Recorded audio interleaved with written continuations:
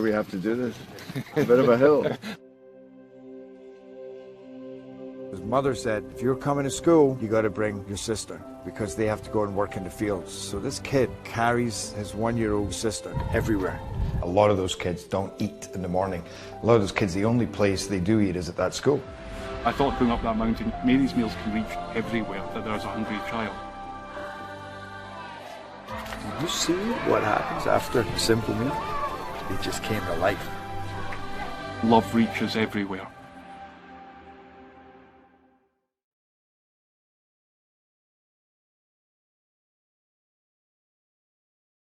Parkview Sports Medicine's integrated sports medicine team is built to serve the needs of all athletes in all sports. Our team's only goal is to improve athletes in every facet. PSM offers performance training to help athletes get better on the field, dedicated athletic rehabilitation and physical therapy to help them get better off of it, certified athletic trainers in our PSM schools providing daily support to our athletes, and a specialized orthopedic walk-in clinic when injury strikes. Call 260-266-4007 to speak to our care navigators or visit ParkviewSportsMedicine.com to learn more about what we can do to improve athletes at all levels. Parkview Sports Medicine. Become more. Welcome to the Summit City, home to the 260's dedicated high school athletes and fans. Each victory and celebration captured by our camera. Treasure the highlights from the Summit Athletic Conference this season or complete games live or on demand. After all, nobody's more proud to call Fort Wayne home than SummitCitySports.com. Joint pain, sprains, strains, or a possible broken bone? Make the Parkview Ortho Express walk-in clinic your first stop when you have an orthopedic or sports injury. Parkview Ortho Express, located at the Sport One Parkview Fieldhouse, gives you access to quick care and orthopedic physicians when you need it most. Get x-rays, treatment, and referrals to Parkview Care, all in the convenience of a walk-in clinic.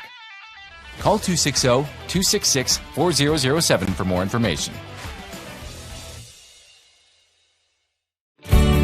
I was once a Southside kid who was led on a journey by high school football. A journey that taught me discipline, toughness, and the skills that made me a success. As a businessman with a CPA license who owns his own firm, I still use the building blocks of high school sports in my everyday life. Someday sports will end no matter what level you reach, but you will be left with the skills to compete in the next game, the game of life. Someday, you'll get your knee replaced. Someday, a new hip. Someday can be sooner than you think. At Parkview Ortho Hospital, we want to help you get moving again. So we offer a full range of options for joint pain, including outpatient joint replacements and personalized solutions. It's time to reclaim your life at Parkview Ortho Hospital, because someday is today. Learn more at parkview.com/ortho. Parkview, we believe in better. Thank you for watching Summit City Sports. To help broaden our coverage, we're asking you to become a monthly sponsor to our Patreon account. We produce weekly highlights and live video broadcasts. When the Homestead Girls Golf Team won its first state title in program history, we were there. When Fort Wayne brought back 3 state titles in cross country, we were there. We believe in sharing positive stories and setting the standard for how high school sports should be covered. Join us and donate today. Keep it 100.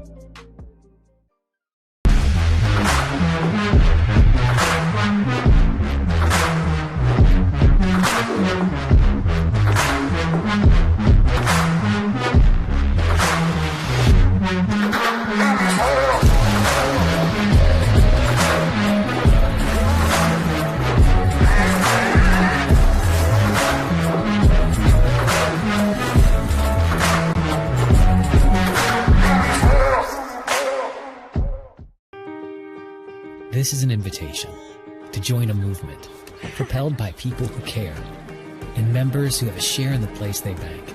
Good morning, Sam. So when you have the chance to get your first home loan, you know an expert will guide you every step of the way. Or when it's time to buy your new car, you'll be treated like more than just a credit score. Good news, ProFed can get you that payment. This is an invitation to a place where simply belonging can help enrich your whole community. ProFed Credit Union. You're invited. And good afternoon and welcome to Parkview Field here in Fort Wayne, Indiana. We have got Lakewood Park taking on Blackhawk Christian in this edition of the Parkview Field baseball series here on SummitCitySports.com. I am Thad Goff bringing you the broadcast. My cameraman is Caleb Roth for today. Blackhawk Christian, they come in with a record of 3-5. However, they did win their most recent game. That was against Southside. It was a 4-2 victory for the Braves. And it's a team that has a lot of great history when it comes to the baseball field. They've won 3 state championships, Blackhawk has. I believe those were in Class 1A, if I'm not mistaken, but they won championships back in 2002, 2003, and 2005. I believe Mark Harmon was the head coach for 2 of those championships. He's now the principal at Blackhawk Christian School. So obviously Blackhawk Christian has built a great program over the years, although this year, not quite the start they were hoping for. As I said, they're 3-5. Now Lakewood Park, they are also 3-5 on the season. They do have a few hitters who have batting averages of over 400. Corbin White is one of those guys. And another one of those guys is Gabe Dager. White batting .455, Dager batting .424 on the season.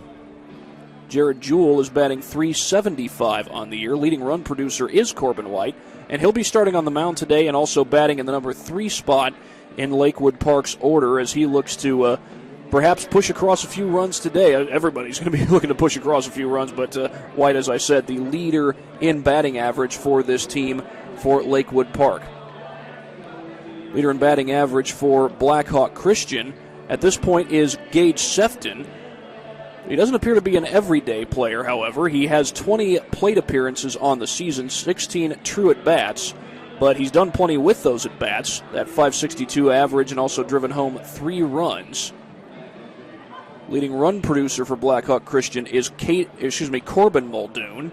He bats .429 and also has driven in 8 runs on the season. He's doubled 4 times this year. Now, Blackhawk Christian started out in the top 10 in Class 1A, but they had to go on the road to face a really good Snyder team, and Snyder won that one 9-4, and Snyder continues to play good baseball. They got a big doubleheader coming up next weekend against Homestead, so certainly Snyder has shown up very well, and Blackhawk Christian looking to have a quality finish to their season, as is Lakewood Park. Now, we've still got about at least a month to play before the regular season gets done, so there's a lot of season left to be played as far as both Blackhawk Christian and Lakewood Park are concerned. Blackhawk Christian is a private school here in Fort Wayne. In fact, I believe it's affiliated with Blackhawk Ministries, the artist formerly known as Blackhawk Baptist Church, once pastored by David Jeremiah, who's now out in San Diego. Of course, David Jeremiah, the famous televangelist. Lakewood Park is affiliated with Lakewood Park Baptist Church of Auburn, Indiana, not too far from Fort Wayne. It's in DeKalb County and includes both Auburn and Waterloo, among other towns. And that is where Lakewood Park Christian School is located. We'll be back after this break. We got about 6 minutes left before first pitch here on SummitCitySports.com.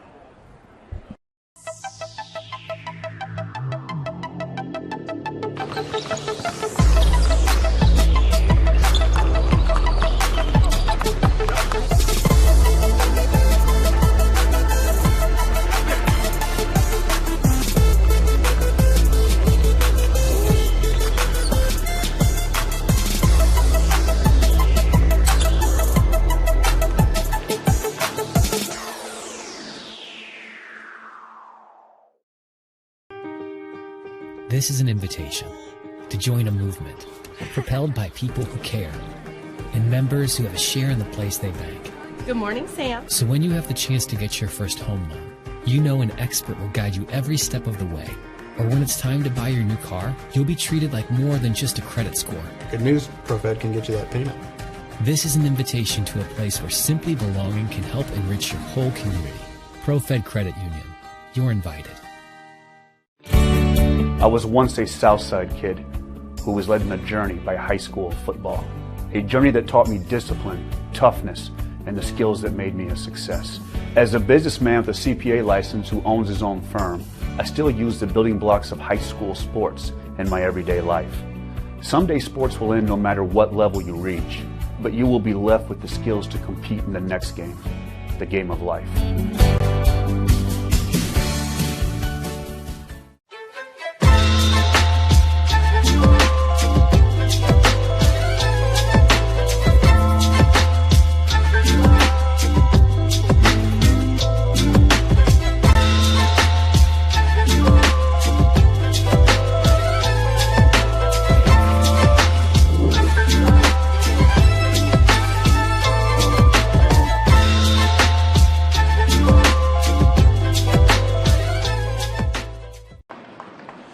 They're introducing the starting lineups here at Parkview Field, and while they do that, we'll go ahead and give you a word from our sponsors that allow us to come out and do these games that we get to do here on SummitCitySports.com. Today's broadcast is brought to you by SummitCitySports.com. Follow us on Twitter at 260Sports, like our Facebook page, Summit City Sports, and be sure to subscribe to our YouTube channel.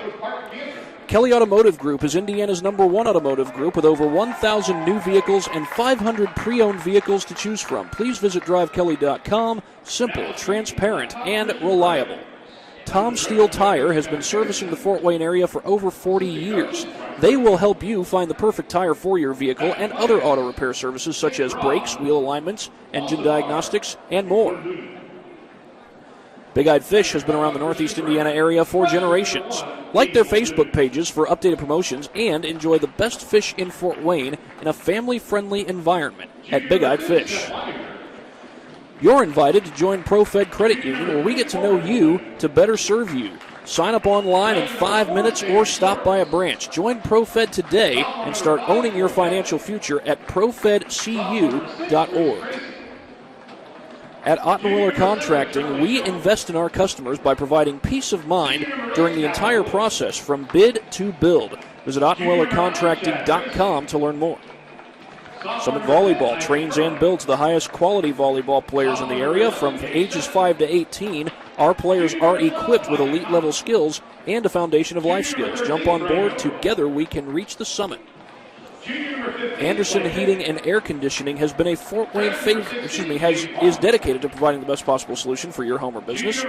A system and solution that fits your unique needs. Visit AndersonCoolHeat.com.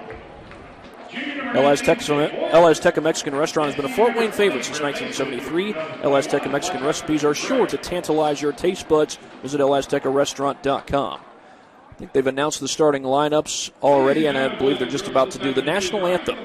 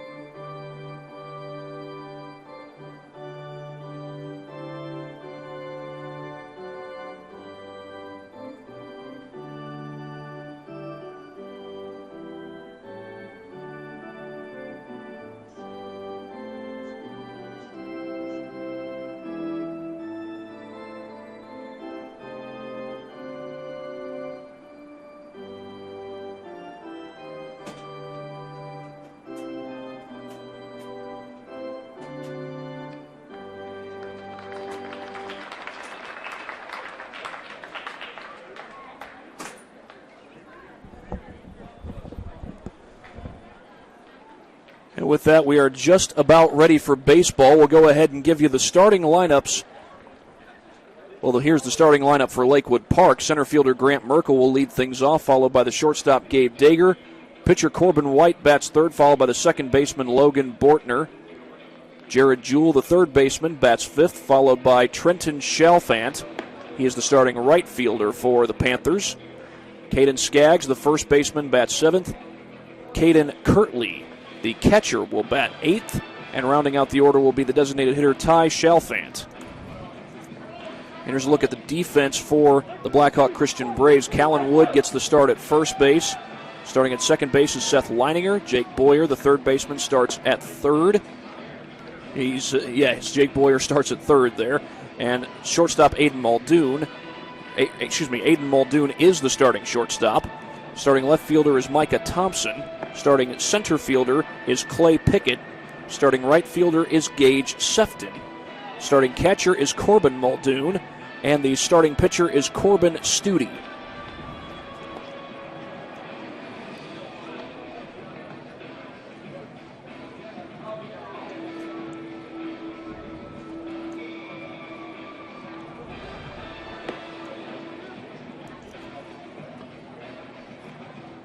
Corbin Studi on the season has a 4.08 ERA. His record is 1-2 on the year. He has struck out 11 batters and walked just 5 so far. Studi is the second leader in strikeouts this season for Blackhawk Christian. The leader in that category is Jake Boyer. Boyer is playing at third base in this particular game, as Lakewood Park will send Grant Merkel to the plate to lead off the ball game.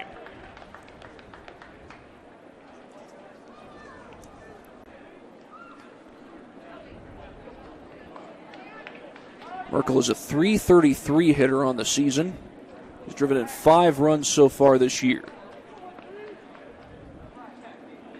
First pitch swinging, it's a breaking ball downstairs, but it's swung at, 0-1 the count.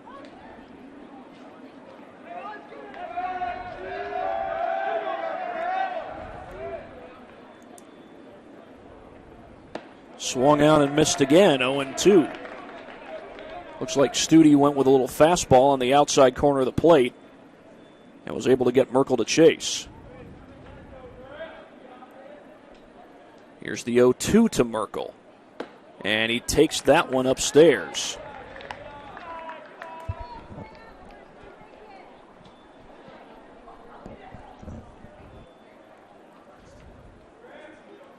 Gabe Dager is on deck, and he is indeed a dangerous hitter. Swung on and missed it, a breaking ball. And an early strikeout for Studi.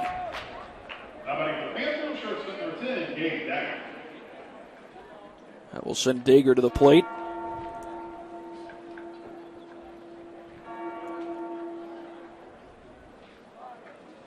Dager, a .424 hitter with 6 runs driven in on the season. He bounces that one right back to the mound, and Studi makes a rather easy play to first.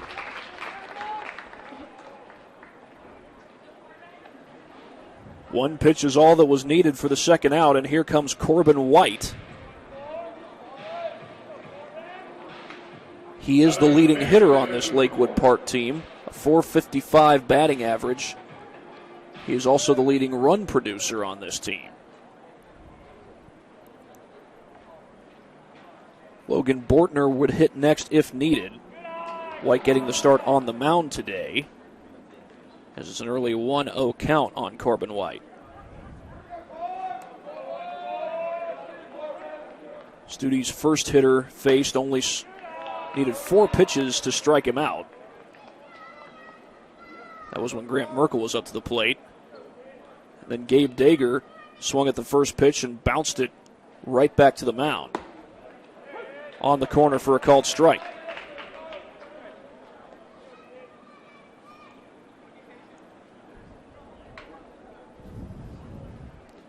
We are right here in, I guess you could say, the heart of downtown Fort Wayne. That ball was fouled off, and that ball hit a window, it looked like, but I did not see anything break. I wonder what kind of material they're making those things out of. The 1-2 pitch on the way, and that one nearly hits White. It evens the count at 2-2.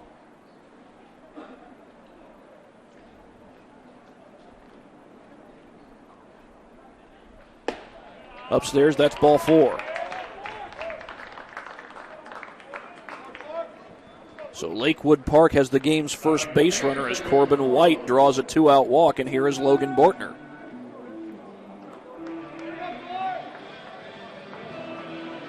Logan Bortner batting .211 on the season, although he is one of the top run producers on this Lakewood team. He's driven in 6 runs on the season.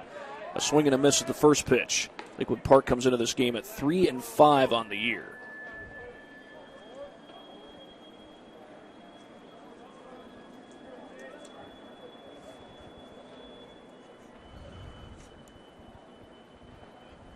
And that one nearly hits him.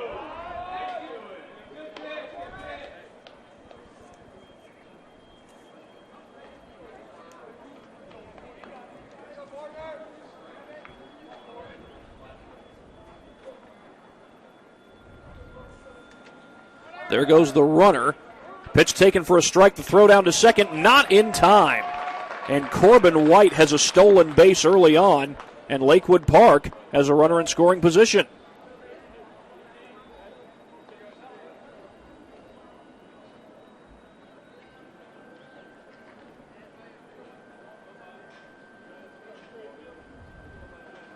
I initially thought the call was a strike. That's going to be strike 3 for the final out of the inning. So Corbin Studi bounces back and gets the second strikeout of the game and the final out of the inning. No score as we go to the bottom of the first. You're watching high school baseball here on SummitCitySports.com. This is an invitation to join a movement propelled by people who care and members who have a share in the place they bank. Good morning, Sam. So when you have the chance to get your first home loan, you know an expert will guide you every step of the way. Or when it's time to buy your new car, you'll be treated like more than just a credit score. Good news, ProFed can get you that payment. This is an invitation to a place where simply belonging can help enrich your whole community. ProFed Credit Union. You're invited. I was once a Southside kid who was led on a journey by high school football. A journey that taught me discipline, toughness, and the skills that made me a success. As a businessman with a CPA license who owns his own firm, I still use the building blocks of high school sports in my everyday life. Someday sports will end no matter what level you reach, but you will be left with the skills to compete in the next game, the game of life.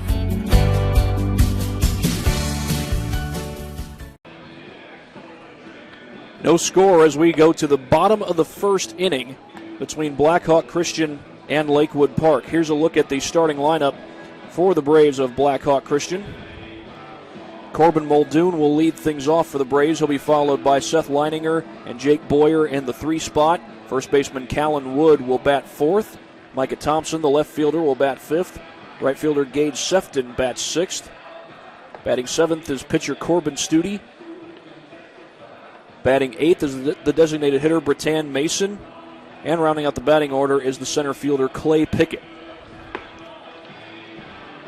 For Lakewood Park, Caden Skaggs is the starting first baseman. Starting at second base is Logan Bortner. Starting at shortstop is Gabe Dager. Starting at third base is Jared Jewell. Starting left fielder is Nick Wadman. Starting center fielder is Grant Merkel.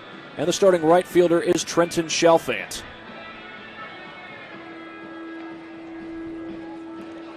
Starting catcher is Caden Kirtley. And the starting pitcher is Corbin White for Lakewood Park. So Corbin White will face Corbin Muldoon. A lot of Corbins in this game.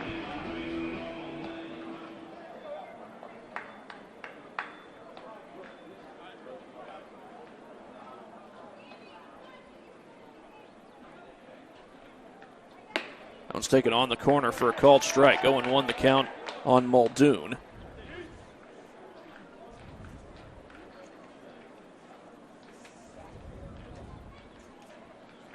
Muldoon batting .429 on the season. Second highest average of anybody on the team. Now, some of the players for this Blackhawk Christian team were not playing baseball during basketball season. Blackhawk Christian, of course, won state in basketball, and those guys who were on the basketball team were still playing basketball while baseball was going on. Here's a ground ball hit toward short, or rather toward third. And the throw is high. That's going to be an infield single. Jared Jewell unable to get him. And Caden Skaggs, came off the bag. I believe that will be scored as a hit. Indeed, it will. An infield single for Corbin Muldoon. That will send Seth Leininger to the plate. So the first base run of the game went to Lakewood Park. First hit of the game belongs to Blackhawk Christian. There's the first pitch. The runner goes. Muldoon sliding into second. The ball pegs him in the leg. He's going to be safe. Meanwhile, the count is 0-1.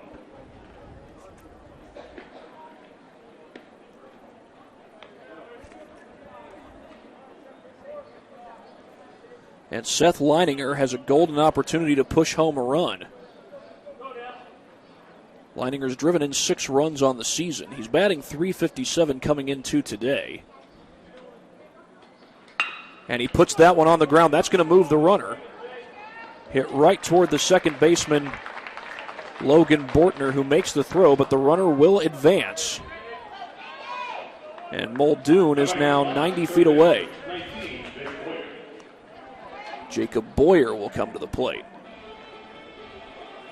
Good piece of hitting there by Leininger. He went the other way with the ball, which you don't necessarily have to go the other way with the ball in those situations with a runner on second. But you do want to hit the ball to the left of the runner. It's a called strike. 0-1 the count.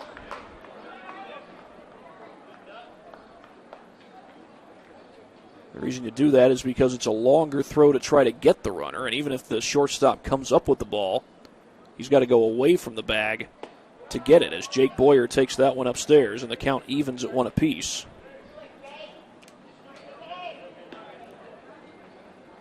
Jake Boyer batting .350 on the year. He's driven in 4 runs. In his case, once again, a ground ball or even a fly ball to the outfield could be enough to get Blackhawk on the board, but he swings right over top of that one.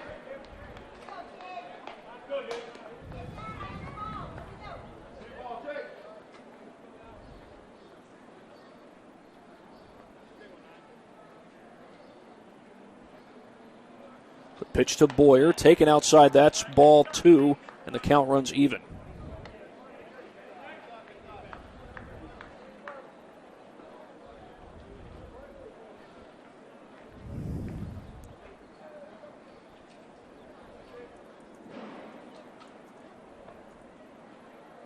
And Boyer lifts this one down the left field line, but it's foul and out of play. It actually went off that wire that connects to the protective netting along the left field line.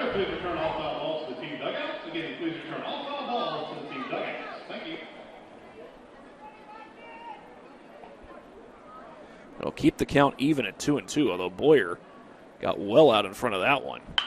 And he pops this one up. Will it stay in play? It will, but it drops foul. Bortner, and for a brief moment there, Skaggs had a chance at it. As Boyer now putting together a pretty good battle. Jake Boyer was part of that state championship basketball team. He actually was one of the top scorers in the state championship game for Blackhawk Christian. I believe he finished with 14 points, and he and Zane Burke really had a great performance in the first half, and then Caleb First took over in the second half. Swung on and missed, and Boyer strikes out. A big strikeout there for Corbin White. And that will send Callan Wood to the plate. I mentioned Zane Burke. Callan Wood is going to be classmates along with Zane Burke, or at least they're going to be attending the same college. Wood signed his letter of intent to play college baseball at St. Francis. Zane Burke is going to be signing his letter of intent to play basketball at St. Francis tomorrow. That's when the signing takes place. I believe Callan's signing was back in February, if I'm not mistaken. That one's upstairs. It gets away briefly from Kirtley. He's able to recover, though, and keep Muldoon from advancing. Callan Wood is a 300 hitter on the season. He's driven in 3 runs. Would need a base hit to get the run home here, either a base hit or an error. Time is called. I tell you what, I thought White had gone into his pitching motion there.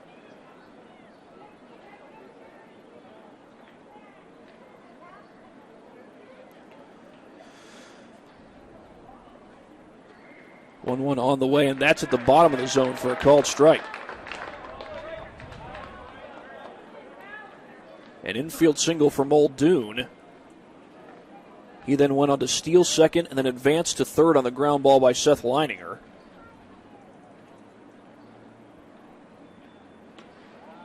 But Callan Wood is trying to get him home with 2 outs. Well, I get another chance to do that here. He just got ball 2 to even the count at 2 apiece. Micah Thompson would hit next if we get that far. Here's the 2-2. That's popped up. In play for now. It drops. Just a little beyond the range of Kirtley.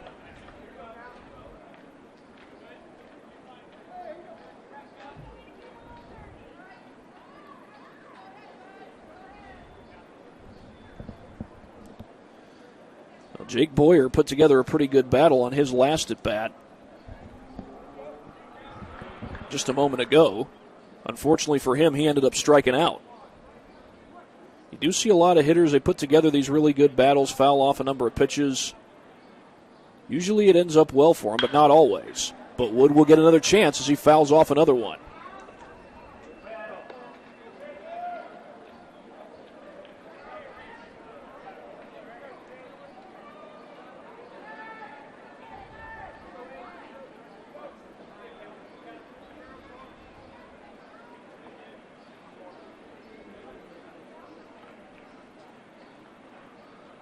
Here's the 2-2 to Wood. He puts it on the ground to the left side.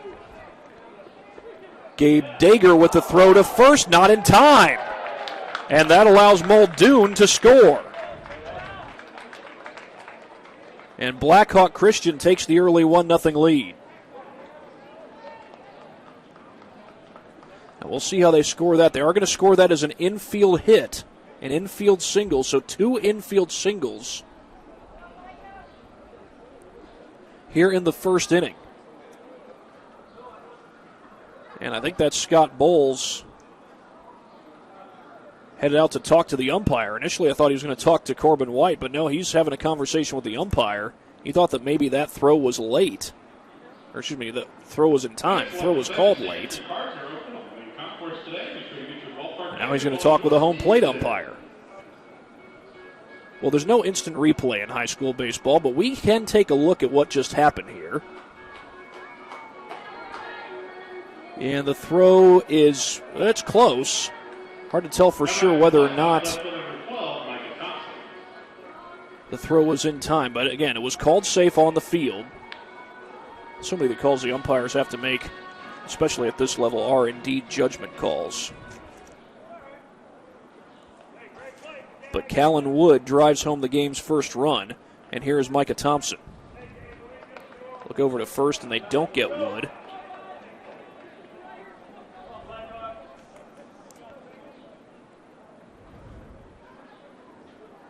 Micah Thompson hits .235 on the season. There goes Callan Wood taking off for second. The throw down, not in time. It was offline, and Wood advances to second, and Blackhawk Christian has a chance to perhaps add an extra run.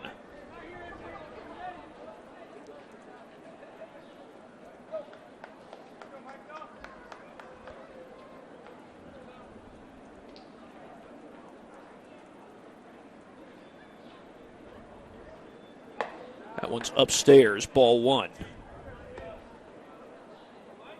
It's a 1-1 count on Thompson. He's driven home 2 runs so far this season. The man on deck is Gage Sefton. He would hit if we get that far. There's a strike taken by Thompson. Panthers trying to limit the damage to just the 1 run. 2 infield singles hit by the Braves here in the bottom of the first. Corbin Muldoon had the first. Callan Wood had the infield single that drove him in, and time was called by Thompson.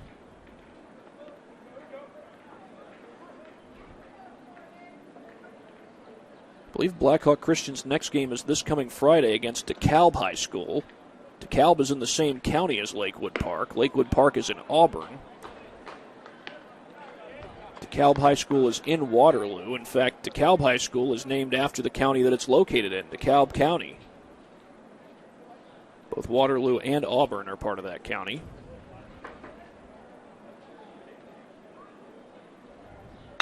This one is lined the other way, and that's down for a base hit. They're going to hold Wood at third, and the Braves will have runners on the corners.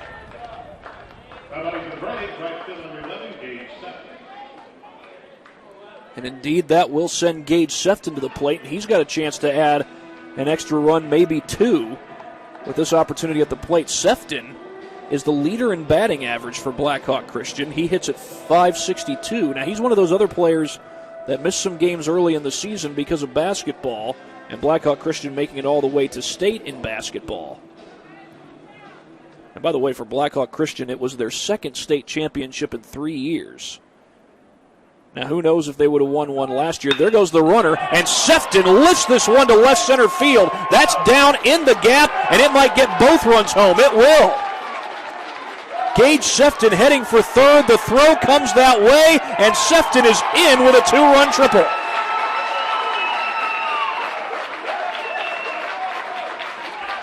Gage Sefton put an absolute rip into that ball.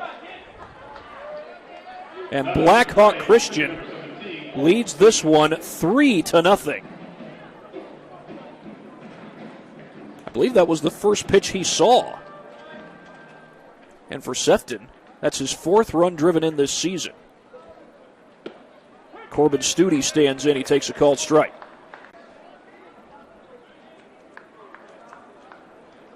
Now that triple by Sefton, that was the first ball that left the infield in this particular game. Actually, I beg your pardon, it was the second. It was the first extra base hit. Micah Thompson got the first base hit to leave the inning.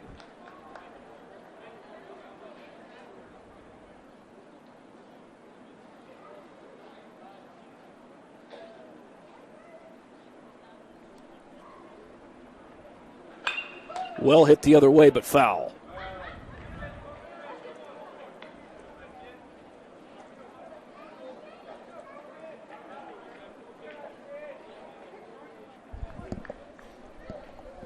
Now, it's 400 feet to dead center here at Parkview Field, which is a typical length that you would see in major league ballparks. This, of course, is a minor league ballpark. As that one was sent back to the backstop, the count goes to 1-2.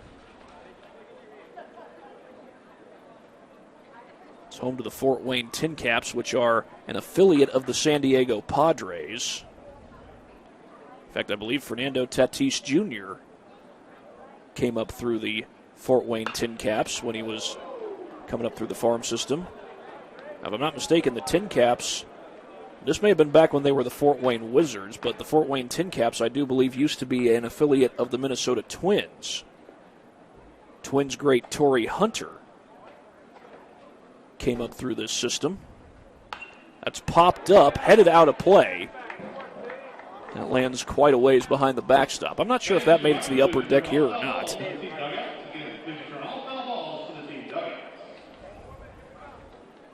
But Corbin Studi putting together a nice battle. He's got a 1-2 count, and he's got a runner at third.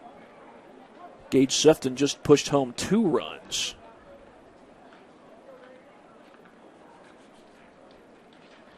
One-two on the way, and that's lifted foul and out of play again. And that one missed the upper deck by just a little bit. It actually went off of the scoreboard there in the stands along the right field line, or excuse me, along the first base line. And this one is lifted into right field, shallow right field. It is playable, and Dager squeezes the glove on it to end the inning.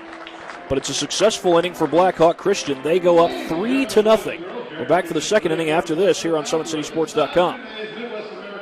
Excited about the place that it put us, and the quarantine hit, and we knew we had guys that were going to work hard at home, but just the idea that we could get a lot of them together working hard at a location with people that know what they're doing was really beneficial. And I think that training did a great job for those guys to kind of get the ball rolling for them, and they came back in the end of June, early July, and it's like they hadn't missed a beat. They were flexible, they were fast, and ready to lift and run and start playing football, so it was a huge benefit for us. To gain an edge on your competition, it starts with a free one-on-one performance assessment.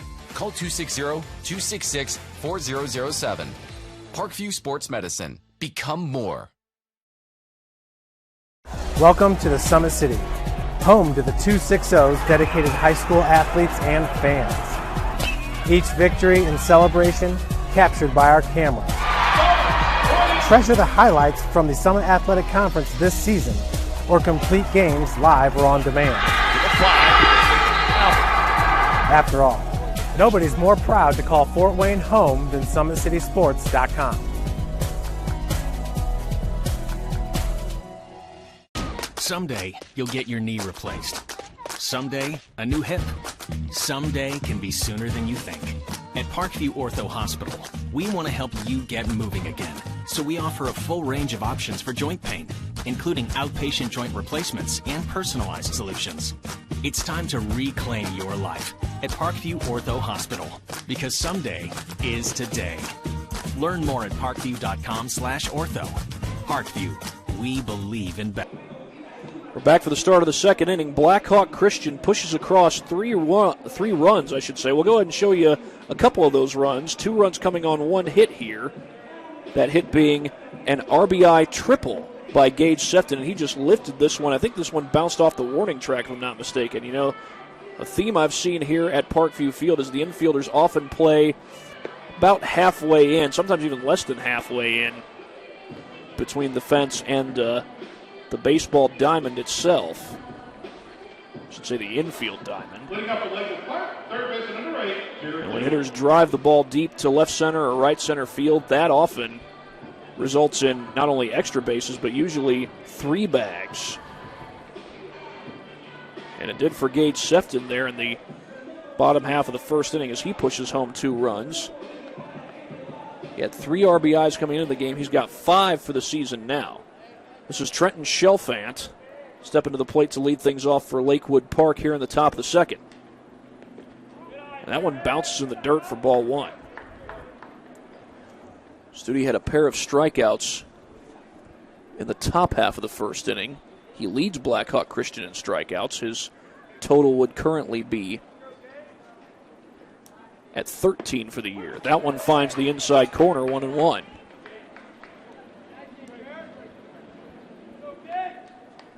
I believe Trenton Shelfant's batting average on the season is 182 so far. And that one's taken downstairs, 2-1 the count.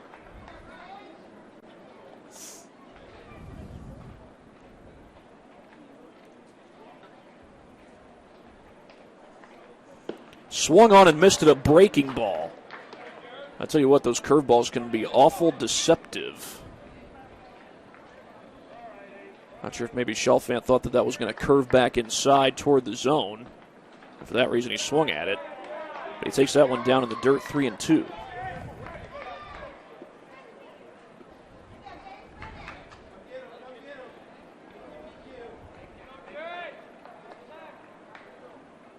The 3-2 pitch on the way, and that one misses inside for ball 4. And Lakewood Park has their second base runner of the game.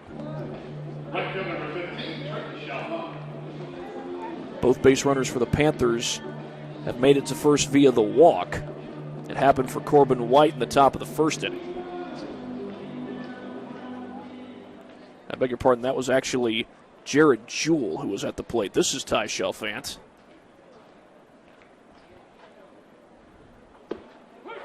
That's taken for a strike by Shelfant.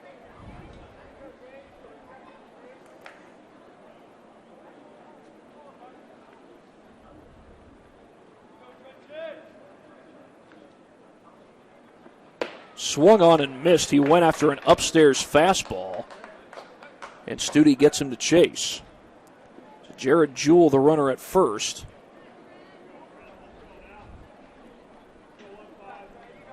And now Corbin Studi out ahead in the count at 0-2. There goes the runner. It's in the dirt, ball one. And Jewell pulls into second. Won't go as a stolen base. Actually, I believe it will go as a stolen base with the ball getting away. No indifference there. 1-2 the count.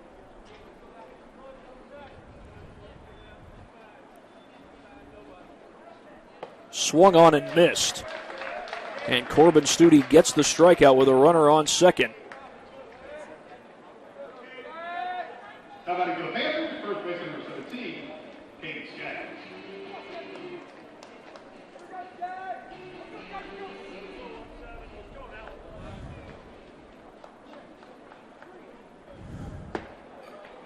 Swung on and missed by Caden Skaggs.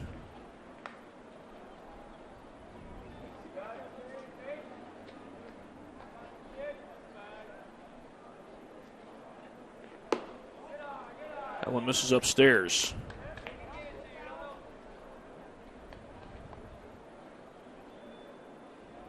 I beg your pardon, it's actually Gage Sefton who's out there on the mound right now. So they let Corbin Studi go just one inning. He struck out 2 batters, did not allow a hit. Did walk 1 batter, but that was the only base runner surrendered.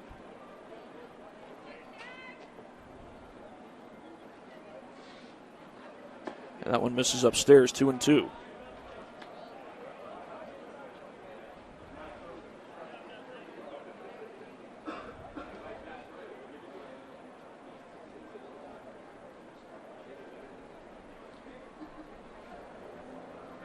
Caden Skaggs, meanwhile, takes that one upstairs. The runner goes to third. The throw's not in time.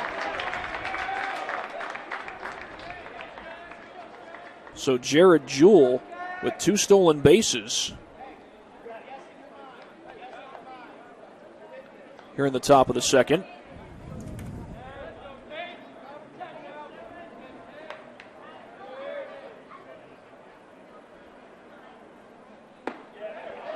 And that one is taken for a called strike.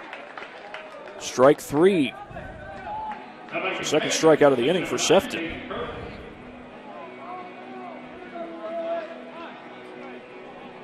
And that will send Caden Kirtley to the plate.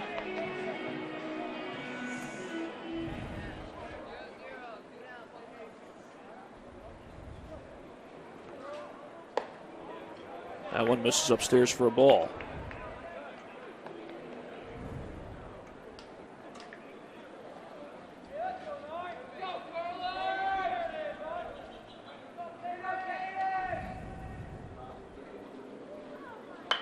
And that's sent fouling out of play.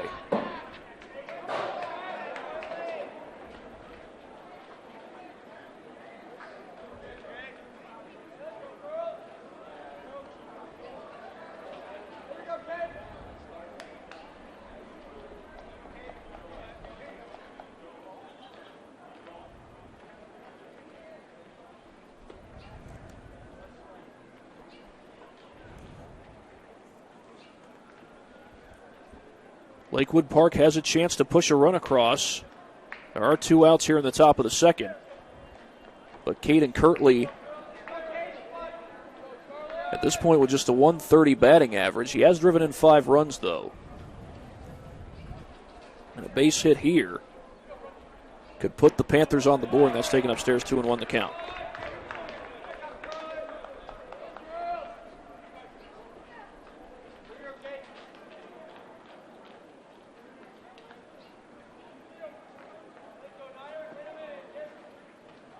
Swung on and missed to even the count at 2-2.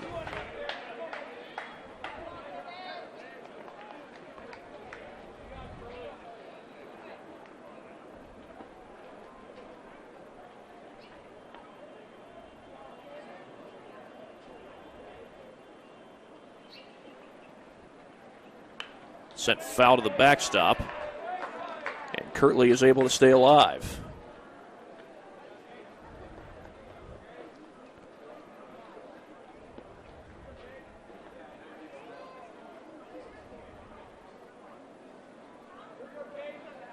Blackhawk Christian scored 3 in the bottom of the first.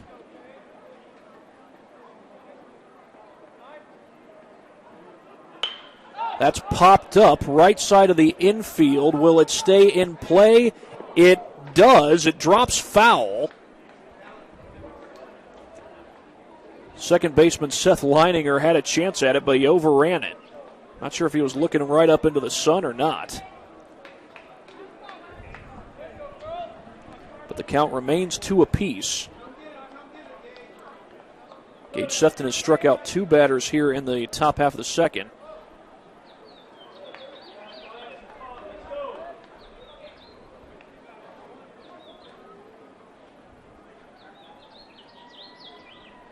Little bluff steal attempt on the ground, hit to Leininger.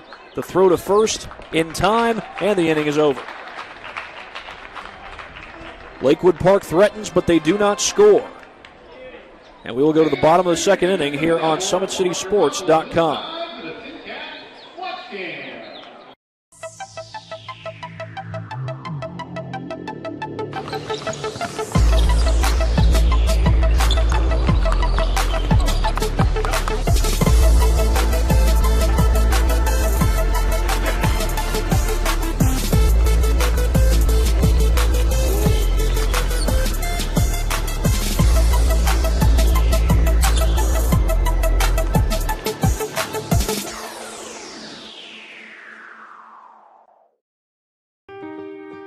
This is an invitation to join a movement propelled by people who care and members who have a share in the place they bank.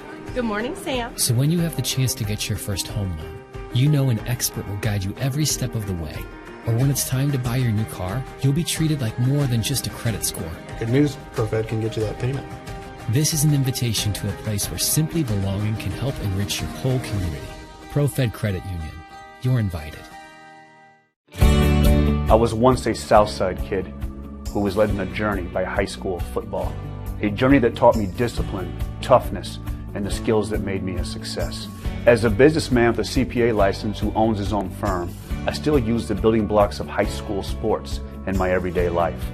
Someday sports will end no matter what level you reach, but you will be left with the skills to compete in the next game, the game of life.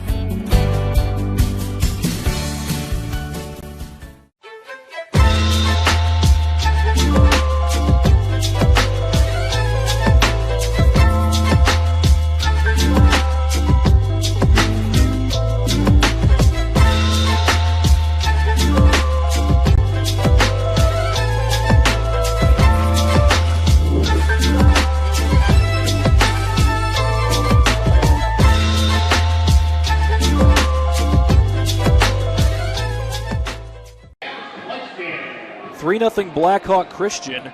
They will go to the bat here in the bottom of the second inning with Bretan Mason to lead things off.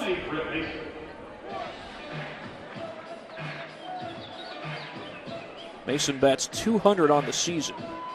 Has driven in 1 run, and he leads off the second inning with Blackhawk Christian leading at 3-0. Blackhawk Christian has changed pitchers once in this game. Both the pitchers they've used have pitched pretty well. Corbin Studi started the game. 2 strikeouts, no hits surrendered, 1 walk. Gage Sefton pitched in the second inning. 2 strikeouts, no hits surrendered, 1 walk. No runs surrendered for either pitcher, and it looks like Blackhawk Christian has the bullpen up again. That's Seth Leininger who's throwing in the pen. And who knows, that may be to just get him loose and have him throw a few pitches. We'll see if they actually go to him in the third inning. That one's taken on the corner for a called strike.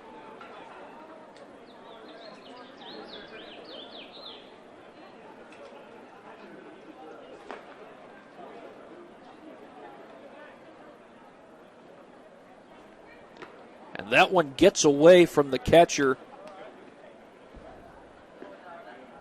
Caden Kirtley.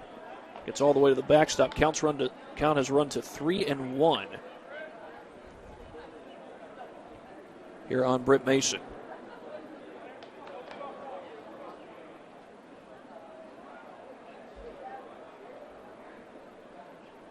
Mason takes that one on the corner for a called strike.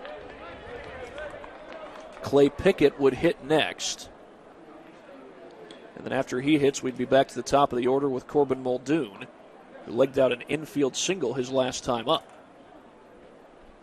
Swung on and missed, and Mason strikes out.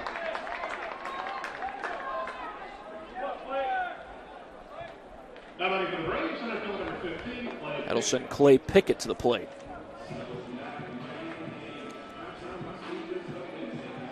Clay Pickett is a .350 hitter. He's hit 26 times on the season thus far. Takes that one on the corner for a strike. I believe this would be the second straight win for Blackhawk Christian if they hold on. They beat Southside last night. Final score of 4-2. And here's the 0-1. He squares to bunt. Pickett puts it down, but it rolls foul. It dropped in fair territory, but it was awful close to that line. And the count goes to 0-2.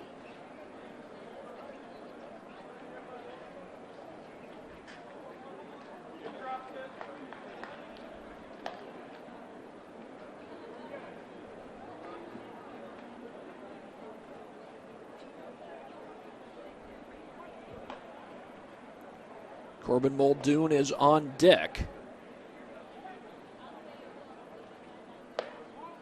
Breaking ball, that misses outside. Kirtley tried to frame it for a moment there and try to get that final strike call, but the home plate umpire was not buying it.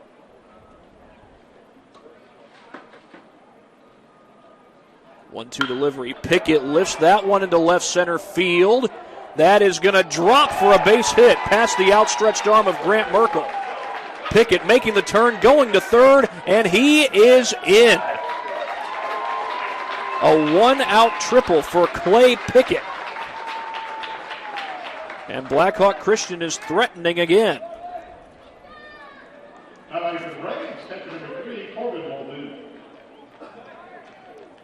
It's the second triple of the game for the Braves. Gage Sefton had a 2-run triple in the first inning.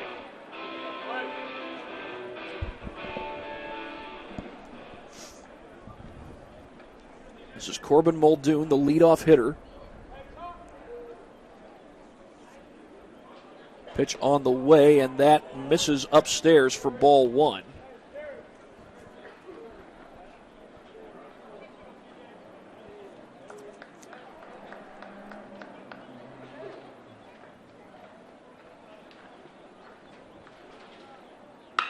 And this is swung on and flared into left field. Pickett tags. Drifting back to make the catch is Wadman. But Pickett will score on the sacrifice fly. Oh, no, the ball was dropped, I think. Looked like it went, it was either dropped or went over the head of Wadman. But either way, Blackhawk Christian adds a run. I believe that's going to be the game's first error, and it indeed is.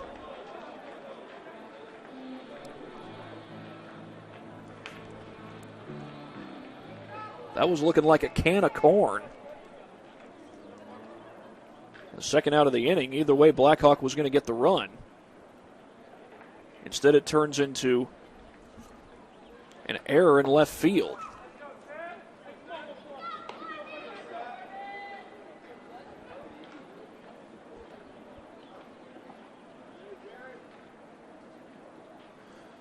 This is Seth Leininger. He was warming up in the bullpen not that long ago, but with him being the number 2 hitter in the batting order, as they missed the tag there at second trying to get Muldoon.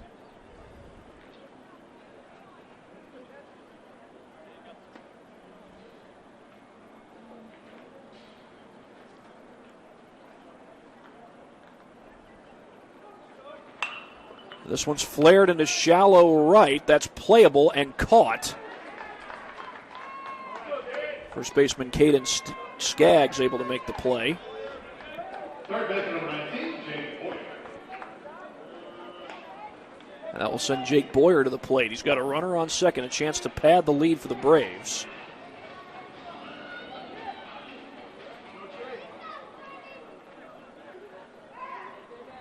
Boyer struck out his last time up. They look back to second, the throw back, and Muldoon is in safely.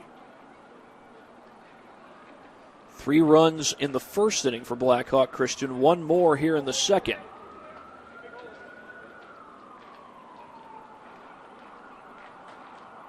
Run scored, by the way, on an error in left field on Nick Wadman.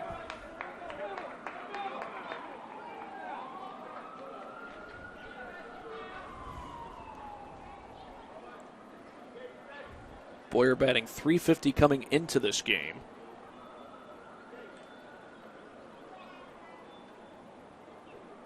Here's the 1-0 on the way to him. That's a breaking ball, just catches the zone.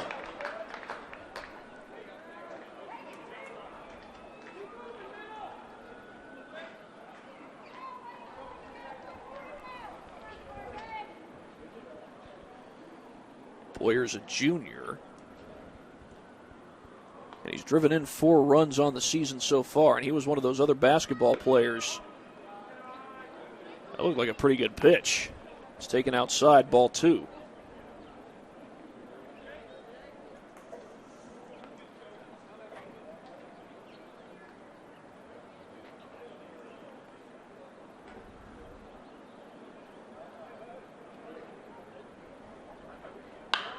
This one's popped up to the right side. Skaggs has a chance at it. That was White who went sliding after it and couldn't make the catch. And Muldoon will have to go right back to second base.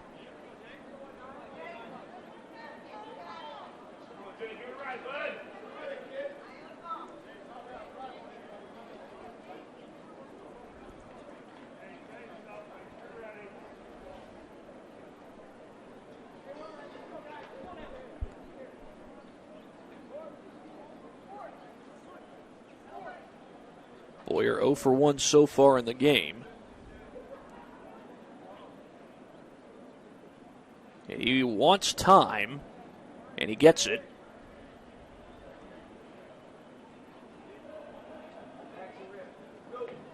Dealing with a 2-2 count here and a runner on second as he tries to push that run home. Swung on and missed, and Boyer strikes out for the second time in this one. Blackhawk Christian does add on 1 more run. They lead it 4-0 over Lakewood Park. We're right back after this break here on SummitCitySports.com.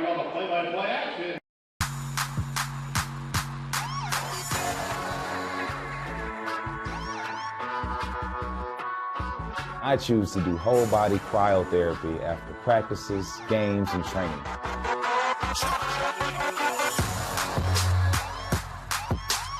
It reduces inflammation in my muscles and allows me to move more agile throughout my profession. I became a believer in iCryo after my severe injury in college at Notre Dame, tore my ACL, and I was looking for ways to recover, ways to get back on the field. So I'm thankful for iCryo.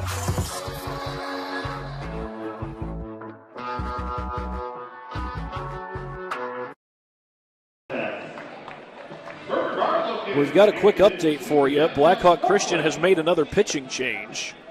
Seth Leininger has come out of the bullpen. He will pitch the 3rd inning. Corbin Studi was the starting pitcher for Blackhawk Christian. He went 1 inning, did not surrender a hit. He did give up 1 walk, but also struck out 2 batters, and most importantly, did not surrender a run. Gage Sefton went 1 inning. He struck out 2 batters, did surrender 1 walk, but also did not give up a hit and did not surrender a run. So now Seth Leininger comes out of the bullpen.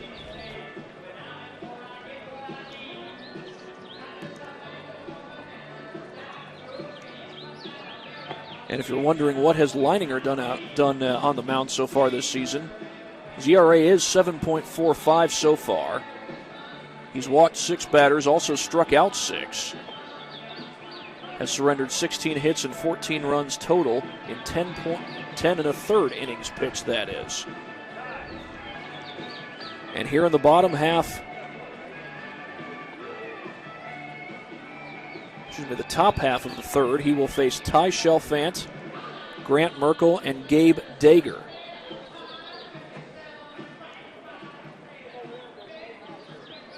Leading off the Lakewood Park, designated hitter number 7, Ty Shelfant. If I'm not mistaken, Chalfant does not have a base hit yet this season. We've got Ty and Trenton Chalfant as a part of this Lakewood Park team. They're both seniors. And he squares to bunt here, and he sends it foul.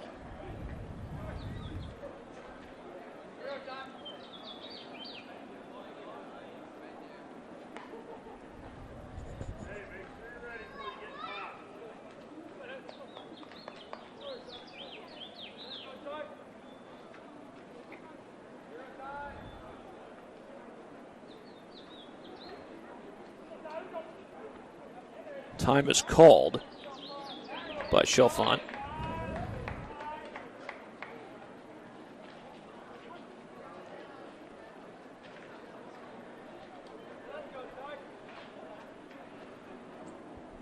Well, that's Callan Wood, who's coming over to give a few words to Seth Leininger.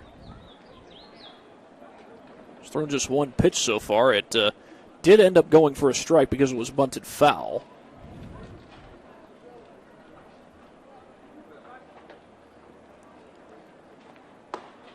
And that one does just catch the zone. I think that one took Chalfant by surprise.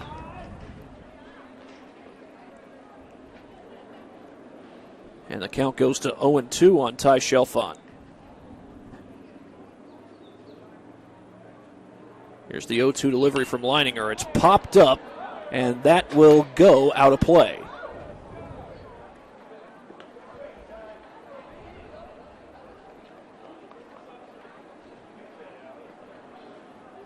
So Chalfant able to put together a little bit of a battle here.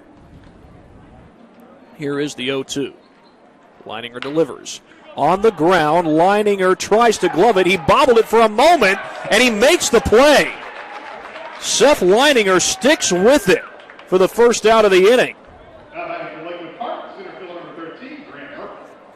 It briefly got by him. We'll take another quick look at that with Grant Merkel coming to the plate here. But we will take a quick look at that. Give credit to Seth Leininger for being able to stick with it. After that ball briefly got by him, he reaches out to grab it to just enough to slow it down, and falling away, he makes the throw to first.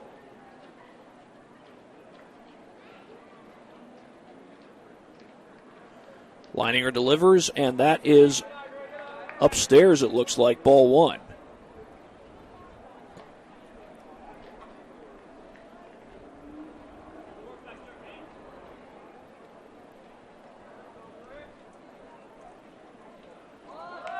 Squaring to bunt was Merkel, and he fouls it off.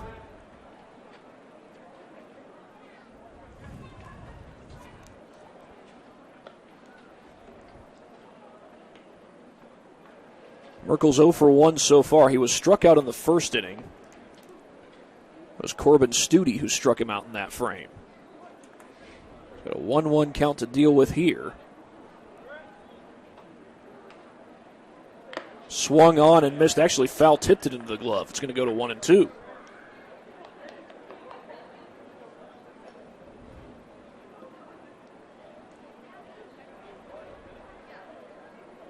Merkel, a .333 hitter on the season.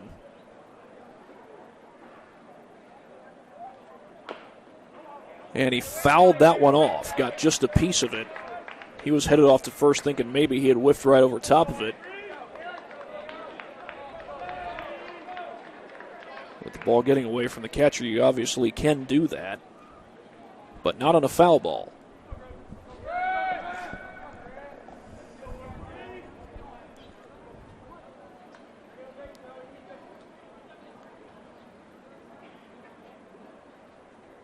There's the 1-2 from Leininger, and that came close to hitting Merkel. It evens the count at 2 apiece.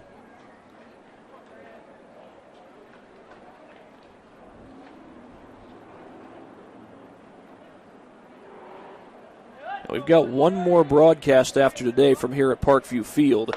Swing and a miss, meanwhile, by Merkel. And Leininger gets the strikeout. So despite him coming into this game with a 10.5 ERA, Leininger has been able to record the first 2 outs with not necessarily ease, but he hasn't surrendered any base runners. Stuck with it on a ground ball, hit just to the right of the mound. Was able to retire Ty Shelfant with that. Then gets the strikeout with Merkel, but this one gets away from him as Gabe Dager steps to the plate. About to mention our last broadcast of the Parkview Field Baseball Series will take place this Thursday. That'll be a doubleheader between Bishop Dwenger and Northside. In fact, I believe that's the last game for the series as a whole. There may be more on the weekend, but the last one we have is this coming Thursday. 2-0 is the count on Dager. And that one just catches the corner, 2-1. Corbin White set to hit next.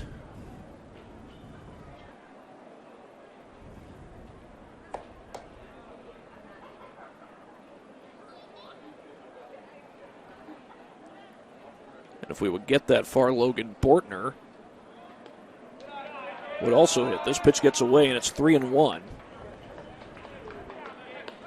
Those of you just joining us, Seth Leininger is the third pitcher used by Blackhawk Christian. But so far, the Braves have only put 2 runners on base in the first 2 innings, both via walk. Neither of them have scored. There's a called strike at the top of the zone, full count. As Leininger tries to finish out the inning on a positive note.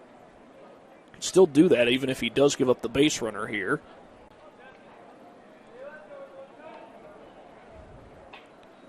Here's the payoff to Dager. Swung on and missed, and he gets the strikeout. Seth Leininger with a pair of strikeouts here in the top of the third. Came into this game with an ERA over 10. For his first inning out of the bullpen, he does not give up a single run, nor does he give up a single base runner. And we go to the bottom of the third after this. 4-0 Blackhawk here on SummitCitySports.com.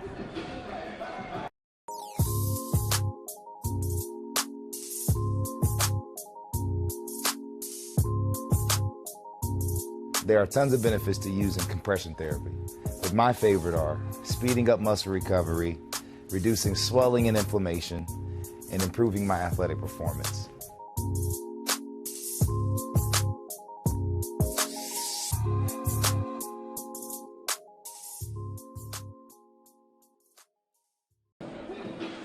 While we have a moment, we'll go ahead and get in a quick word from some of our sponsors to allow us to do these games that we get to do here on SummitCitySports.com.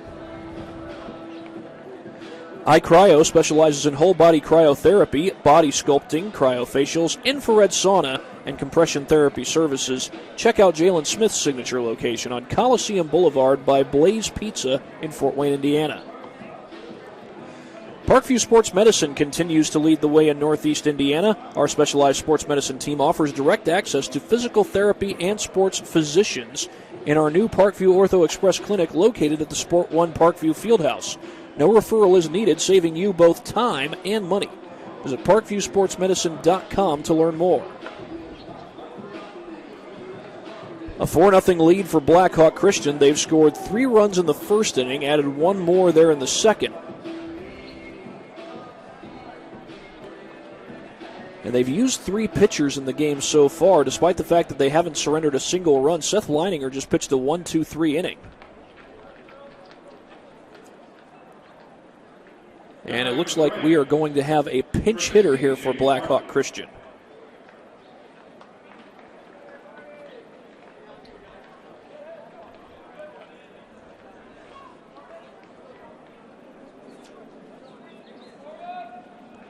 This would be the spot that Callan Wood normally hits in. He had an RBI single his last time up. That's taken for a called strike. Jaden Barnfield is the pinch hitter.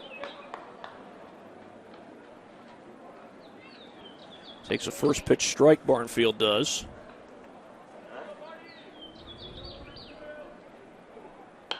And that's on the ground, right back to the mound. White able to make the throw to first in time.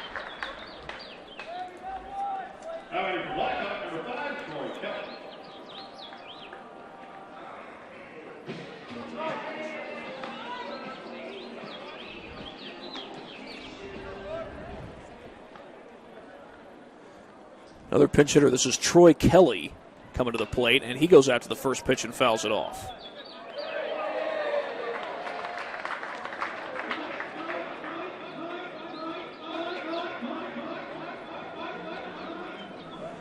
Interesting to see where these guys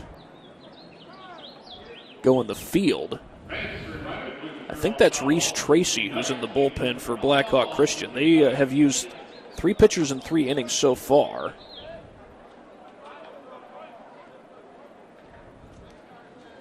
And now the Braves immediately starting to dig into their bench. Troy Kelly, by the way, a 200 hitter.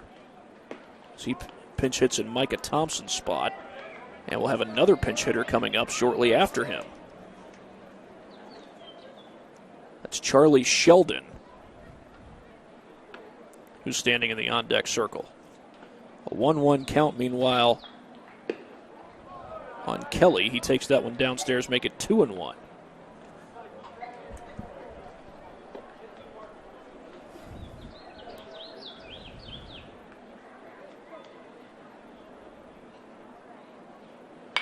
And that's sent foul and out of play.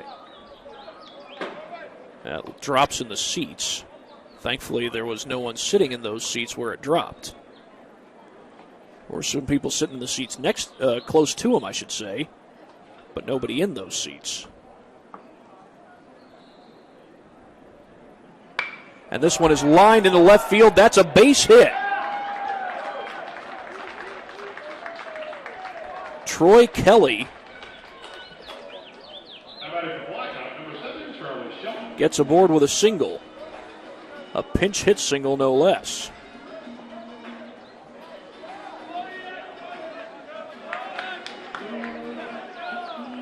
And here is Charlie Sheldon pinch hitting in Gage Sefton's spot. Sefton had that RBI triple.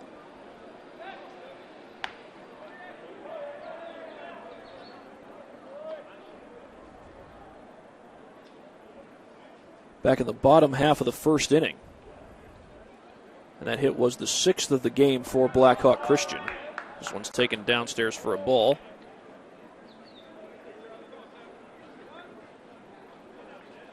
Blackhawk Christian is out, hit Lakewood Park 6-0.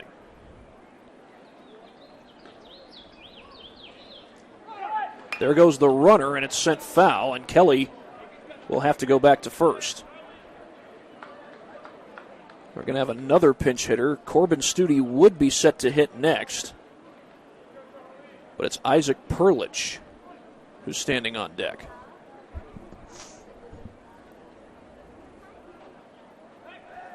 The throw back to first, and that one's not in time.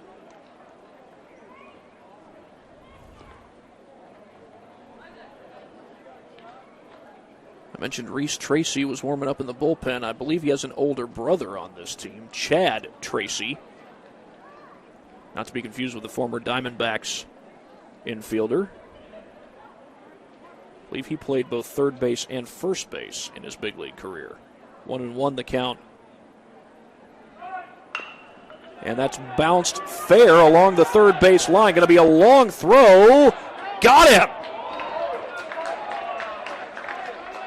What a great throw by Corbin White to get the out. And meanwhile, taking off and going all the way to third there was Troy Kelly. So Blackhawk Christian has a runner 90 feet away. And here is Isaac Perlich coming to the plate.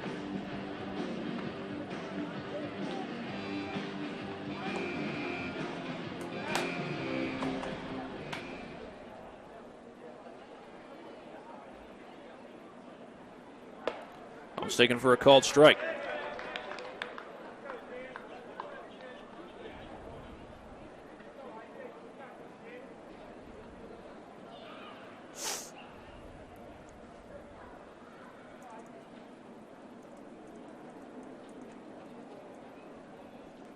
Here's the pitch from White, and it misses upstairs.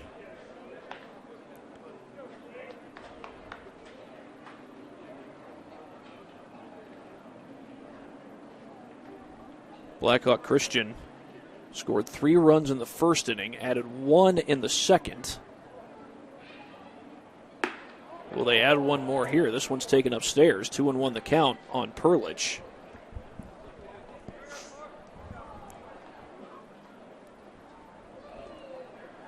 Troy Kelly is the runner at third. He pinch hit for Micah Thompson here in this third inning. Now there's a called strike, a breaking ball. Blackhawk digging into their bench very early in this one. And then I believe that's Reese Tracy who's warming up in the bullpen for the Braves. Swung on and missed, and a strikeout to end the inning. Corbin White able to keep the Braves off the scoreboard here in the third. First time the Braves have been kept off the scoreboard, and that is going to take us to the fourth inning. 4-0 Blackhawk Christian. We're back after this break on SummitCitySports.com.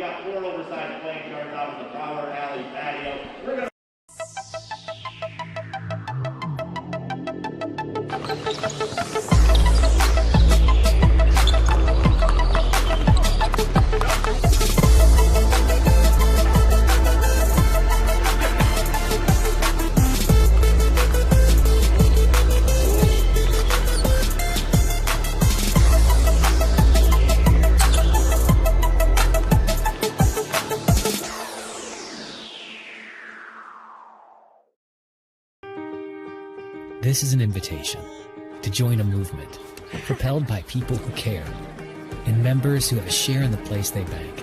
Good morning, Sam. So when you have the chance to get your first home loan, you know an expert will guide you every step of the way.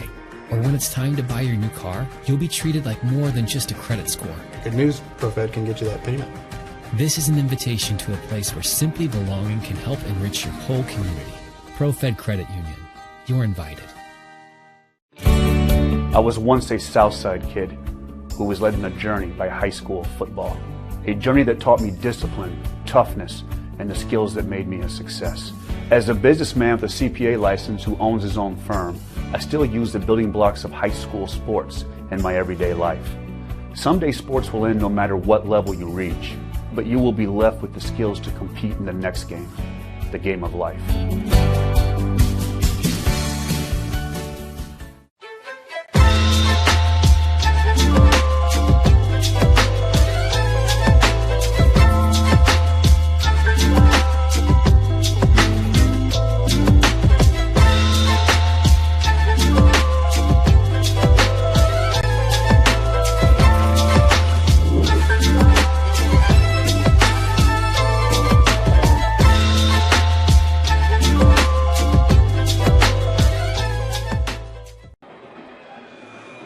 Well, a number of defensive changes. We've got a few of them for you. Chad Tracy is now now playing at first base. Aiden Muldoon is now at short.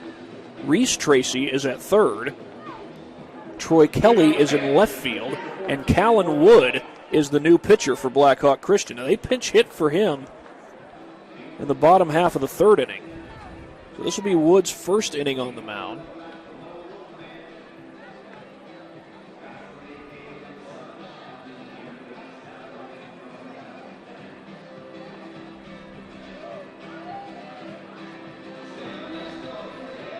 Corbin White is going to lead things off here in the top half of the fourth.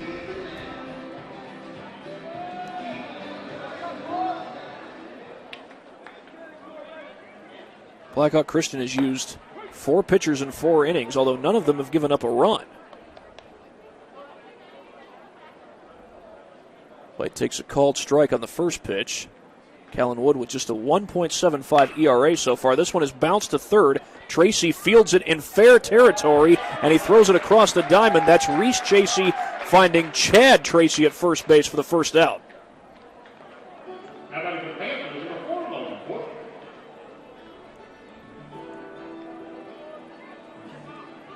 They'll send Logan Bortner to the plate.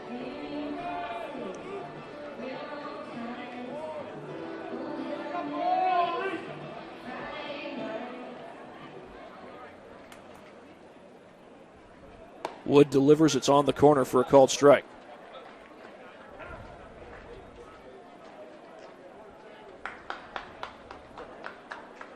And now a defensive change in the middle of the inning. That's Sam Schwartz coming out to play short. Well, I didn't see any indication as to whether or not Muldoon was hurt or what happened there.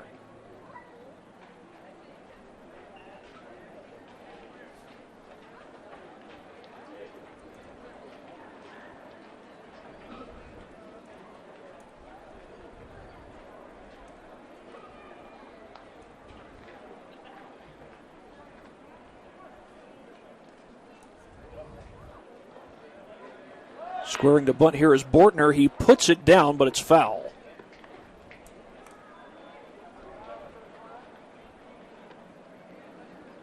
So a lot of things developing here in the top half of the fourth, as they were in the bottom of the third, with Blackhawk already pinch hitting for guys who had only been up to the plate once. And some of those guys had hit safely already.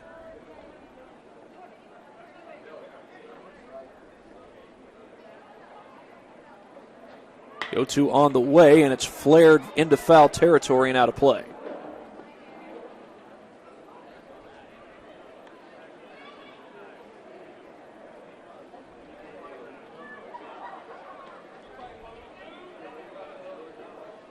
Oh, 0-2 the count here on Bortner.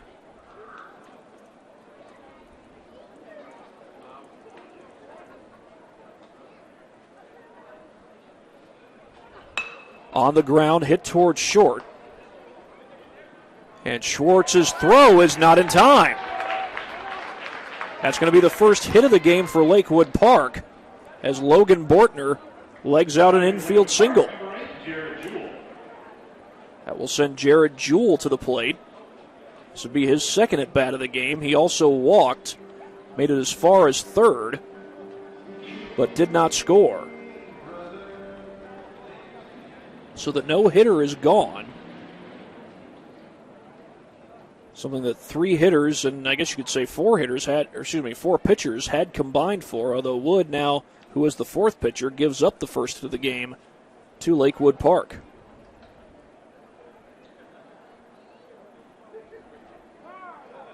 Time is called.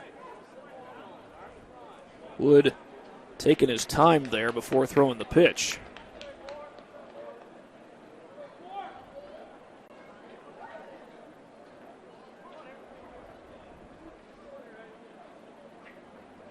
Throw back to first, not in time.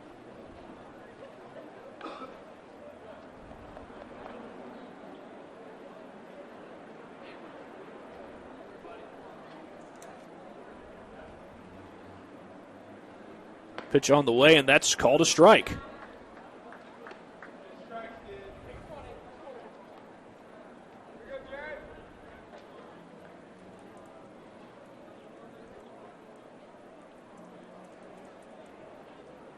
Throw back to first. Bortner digs in. And I think they just called a balk, as Bortner has taken off for second. So now all of a sudden Lakewood Park has a chance to push across a run. It's taken upstairs for a ball.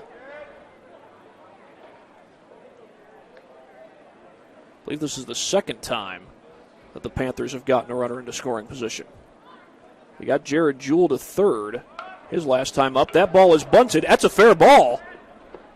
The throw to first is in time.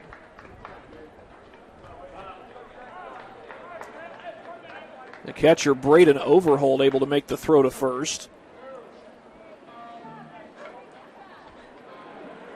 And I believe that was Isaac Perlich who's playing second for Blackhawk Christian. He came in to pinch hit in the bottom half of the third inning.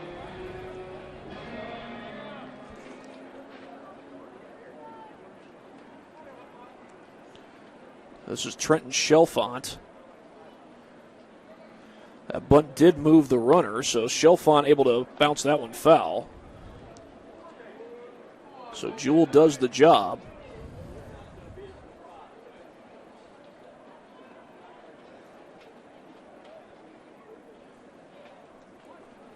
And Lakewood Park has a chance to get on the board here in the fourth. Swung on and missed. Count runs to 0-2.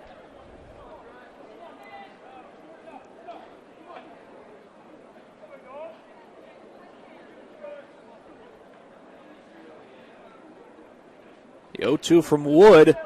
And did that hit him? He fouled the ball off, so I don't think it matters. The ball only hit the bat. Chalfant was reacting as if perhaps he had been hit by the pitch. And apparently it did. Hit his hand on the swing, though. And they're going to let the trainer take a look at him.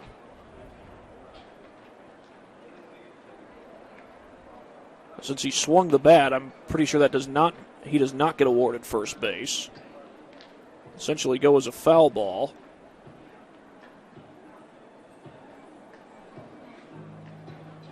Now if the ball runs up and hits you on the hand. Well, now Chalfant has gone into the dugout.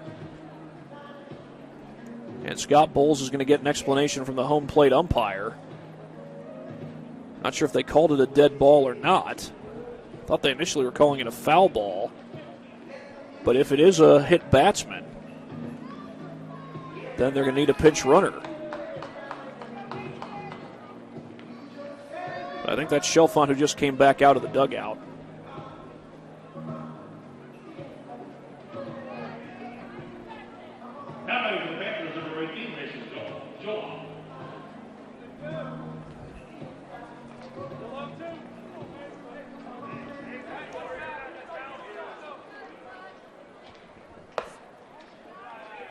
Taken downstairs. Actually, that's not Chalfant who's up at the plate. That's Mason Jolliffe.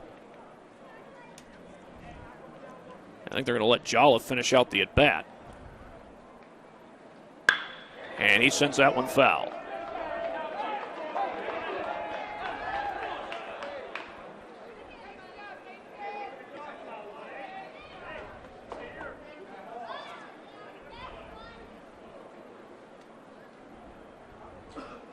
Caden Skaggs is set to hit next.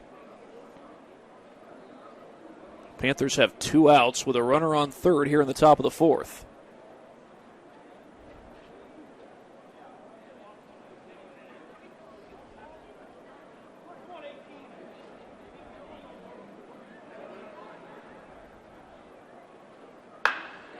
Liner to third. Was that caught? It was caught.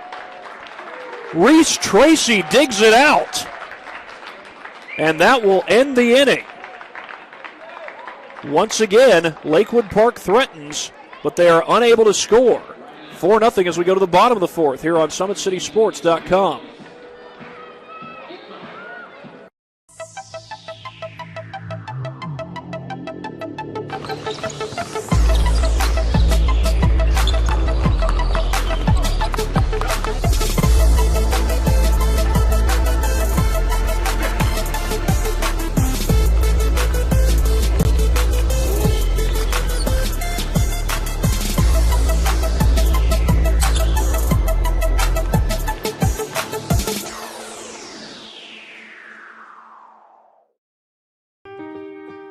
This is an invitation to join a movement propelled by people who care and members who have a share in the place they bank. Good morning, Sam. So when you have the chance to get your first home loan, you know an expert will guide you every step of the way. Or when it's time to buy your new car, you'll be treated like more than just a credit score. Good news, ProFed can get you that payment. This is an invitation to a place where simply belonging can help enrich your whole community. ProFed Credit Union. You're invited. I was once a Southside kid who was led on a journey by high school football. A journey that taught me discipline, toughness, and the skills that made me a success. As a businessman with a CPA license who owns his own firm, I still use the building blocks of high school sports in my everyday life.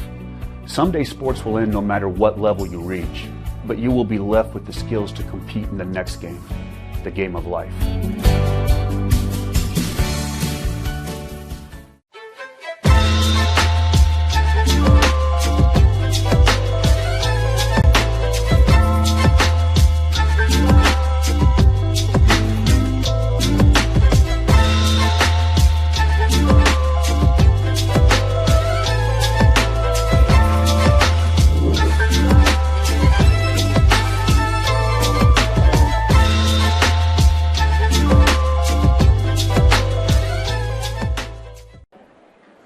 Britt Mason to lead things off here in the bottom half of the fourth. He swings right over top of that pitch. And it's an 0-1 count.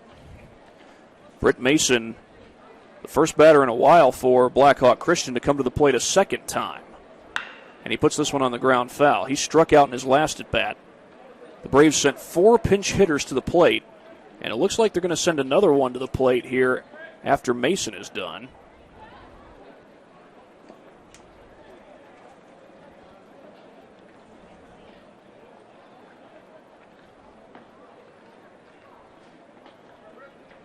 I believe that's Jalen Barnfield. Now, Jaden Barnfield has already pinch hit in the game. Jaden is number 16. Jalen is number 18. The ball in the dirt. That'll make it 1-2.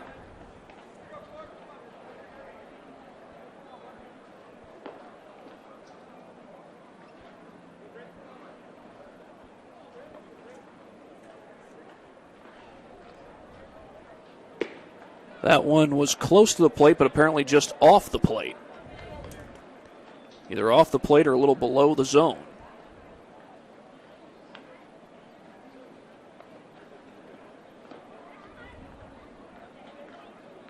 Here's the 2-2. And Mason takes that one down low. The count goes full.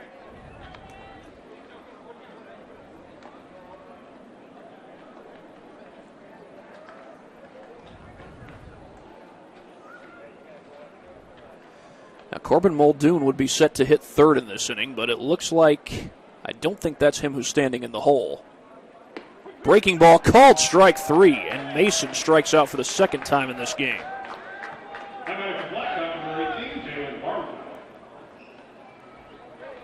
I believe that's Corbin White's 4th strikeout of the game. Yes, we are going to have a pinch hitter in Corbin Muldoon's spot. This is Jalen Barnfield at the plate right now. Now he's batting in Clay Pickett's spot, and Pickett tripled in his last at-bat, eventually scored. It's a called strike taken on the corner. That next pinch hitter is going to be Braden Overholt. He actually was in as the catcher in the top half of the 4th inning. That was the same position that Corbin Muldoon was playing at the start of this game. 0-2 the count here on Jalen Barnfield.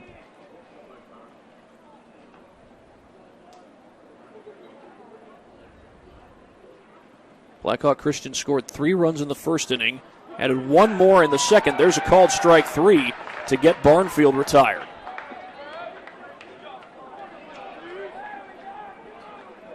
Fifth strikeout of the game for Corbin White. And now Braden Overholt will come to the plate with 2 down here in the 4th.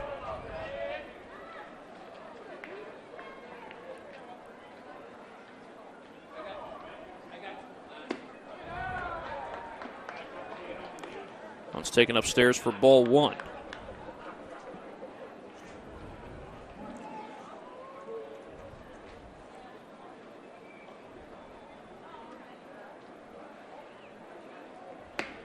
On the corner for a called strike. Evens the count at 1 apiece.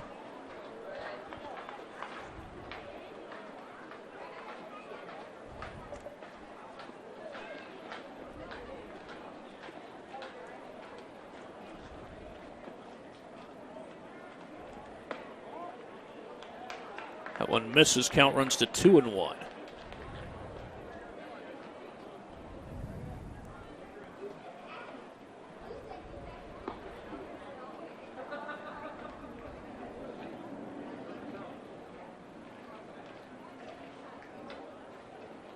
Corbin White has struck out 5 batters in the game as a whole. Give up 4 early runs. And this one is flared into shallow left field. And there to make the catch is Nick Wadman. We played through 4. Blackhawk Christian with the 4-0 lead. We're back for the 5th inning in just a moment here on SummitCitySports.com. Excited about the place that it put us, and the quarantine hit, and we knew we had guys that were going to work hard at home, but just the idea that we could get a lot of them together working hard at a location with people who know what they're doing was really beneficial, and I think that training did a great job for those guys to kind of get the ball rolling for them, and they came back in the end of June, early July, and it's like they hadn't missed a beat. They were flexible, they were fast, and ready to lift and run and start playing football, so it was a huge benefit for us. To gain an edge on your competition, it starts with a free one-on-one performance assessment. Call 260-266-4007. Parkview Sports Medicine. Become more. Welcome to the Summit City, home to the 260's dedicated high school athletes and fans. Each victory and celebration captured by our cameras. Treasure the highlights from the Summit Athletic Conference this season, or complete games live or on demand. After all, nobody's more proud to call Fort Wayne home than SummitCitySports.com. Someday, you'll get your knee replaced. Someday, a new hip. Someday can be sooner than you think. At Parkview Ortho Hospital, we want to help you get moving again. So we offer a full range of options for joint pain, including outpatient joint replacements and personalized solutions.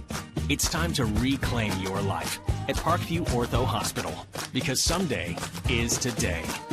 Learn more at parkview.com/ortho. Parkview, we believe in better. We go to the fifth inning. Blackhawk Christian leading 4-0. And though they have not given up a single run and only one hit, they are on their fifth pitcher of the game. This is Micah Thompson.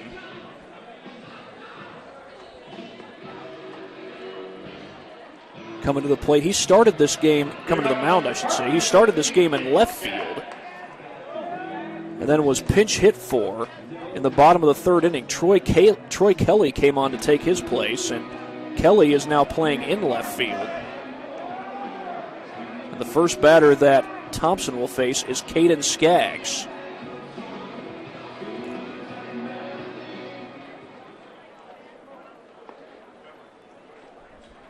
Doesn't look like Micah Thompson has pitched yet this season. And that pitch misses, ball one.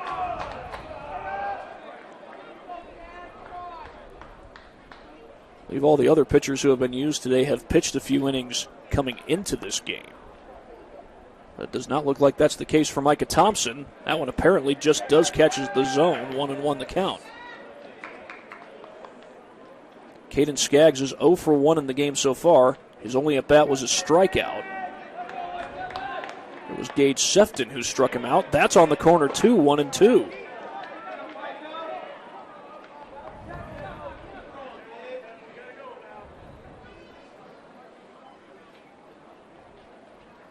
One-two swung on and missed, and Thompson gets the strikeout. And if I'm not mistaken, that is his first batter faced this year from the mound. So that will send Caden Kirtley to the plate. He has grounded out to second in his only at-bat of the game so far. And this is down and away, ball one.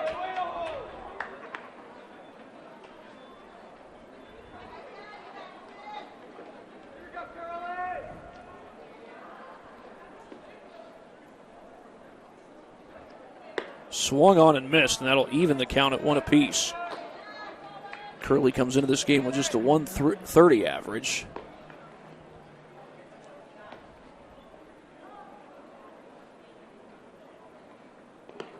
In the dirt, 2-1.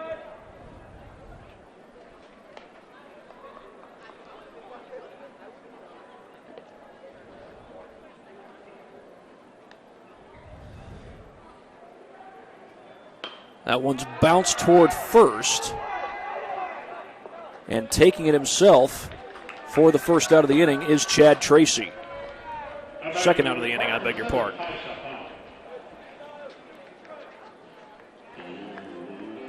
And of course, that's not to be confused with the former major leaguer Chad Tracy, who played a little bit of first base when he was with the Arizona Diamondbacks, although as I recall, he also played some third base. In fact, I think it was 2004 when Richie Sexson, who had just been acquired from Milwaukee, was going to be the starting first baseman. He went down with an injury. They moved Shea Hillenbrand, the Diamondbacks did, over to first base. He had played both first and third in his career. And Chad Tracy became the starting third baseman. That one's called a strike, 1-1.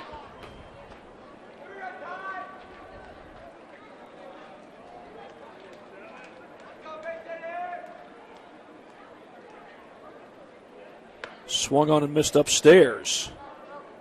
2004, that was 3 years removed from the Diamondbacks World Series, where Randy Johnson started back-to-back games against the New York Yankees.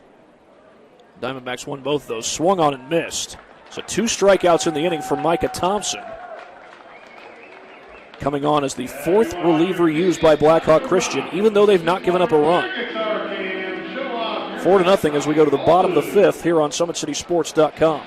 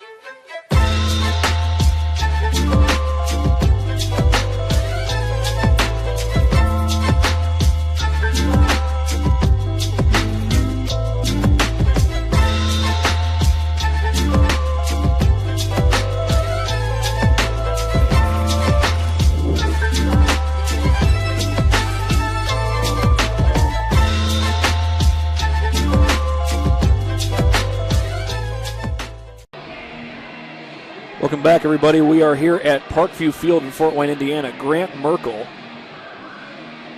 is the new pitcher for Lakewood Park as we go to the bottom half of the 5th inning. Blackhawk Christian, though they have not surrendered a run today, has used 5 pitchers in the game.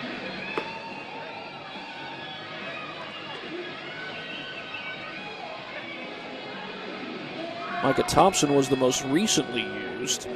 So we'll see if they make another pitching change, but we'll have to wait and see for that until we get to the 6th inning.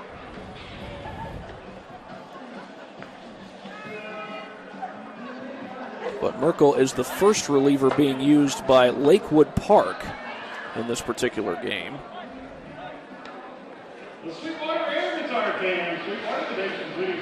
Merkel has an ERA of 6.18 on the season. He has struck out 6 batters, only walked 2, but he has given up 10 hits.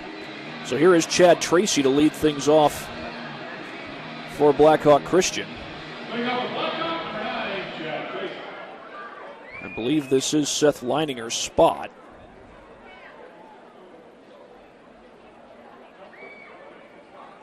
Should be the number 2 spot in the lineup.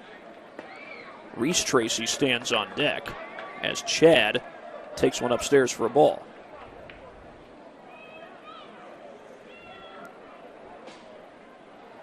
Chad Tracy came in as a defensive replacement at first base for Callan Wood.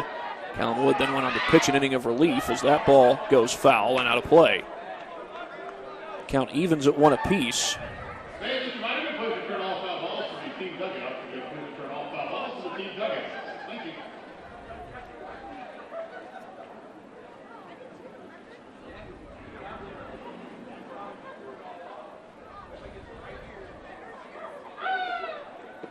1-1 misses downstairs, and it's 2-1.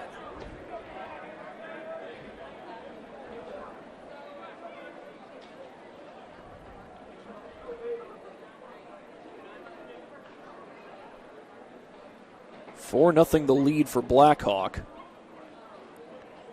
They pushed across 3 runs in the first inning, and that's called strike 2 on the swing and miss. So I mentioned Blackhawk Christian got 3 runs in the first inning, and they added 1 more in the second. 2 of those runs in the first inning came off of a triple by Gage Sefton. Sefton has since been pitch hit for, and that ball goes foul and out of play. It's kind of surprising to see him get pinch hit for. He has the top batting average on this Blackhawk Christian team.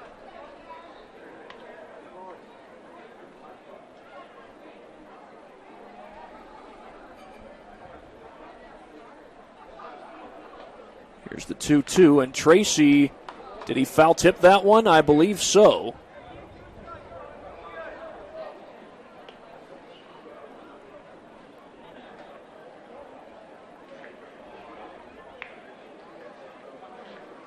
Reese Tracy is waiting on deck, and also another change to note is the starting pitcher for this game, Corbin White, is now the catcher. So he goes behind the plate as Reese Tracy has a 2-2 count, 4-0 lead for Blackhawk Christian.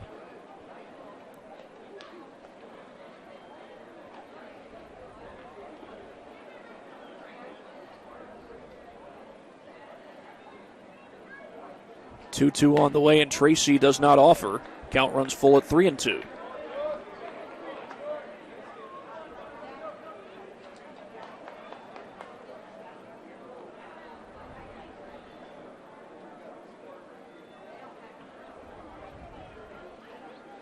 Payoff, runs upstairs, ball 4. And the leadoff man is aboard for Blackhawk Christian, and here comes Reese Tracy with a runner on.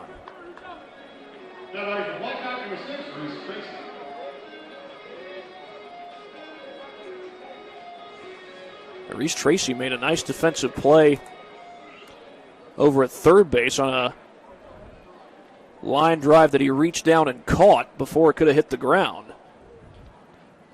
And now Callan Wood is on deck. He's going to hit in his original, yes, it will be his original spot. He was originally in the cleanup spot as this one's fouled off 0-1. Now, I know when I was in high school, you were allowed to sub players back in after they had left the game. And Blackhawk is going to do that with Callan Wood coming back to the plate. Big secondary lead over at first by Chad Tracy. That pitch misses upstairs, 1-1.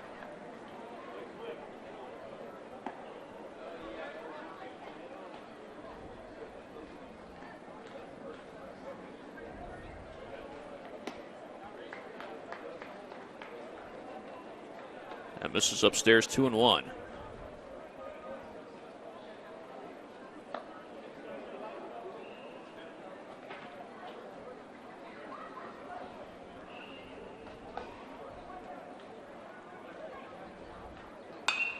Flared to the right side, into shallow right. It's playable, but it drops.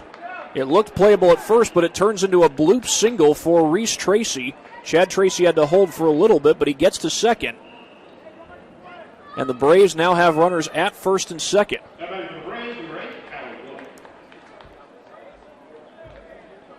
And that will send Callan Wood to the plate. Now, he's already been to the plate once in this game. He actually had an infield single last time he was up.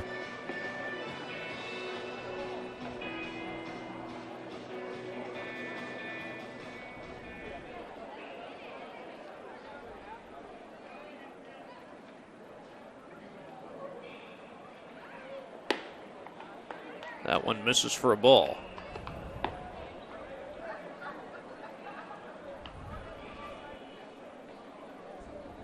Want to know the count early on Wood. Now Micah Thompson has grabbed a bat. He will hit next. Oh, Wood swung at a pitch that looked like it was about to hit him. The count goes to 1-1. Not sure if he was expecting a breaking ball there or what. I'd have to think he was probably expecting a breaking ball, expecting that maybe to curve back in across the plate. So those pitches can be very tricky. That one's down in the dirt.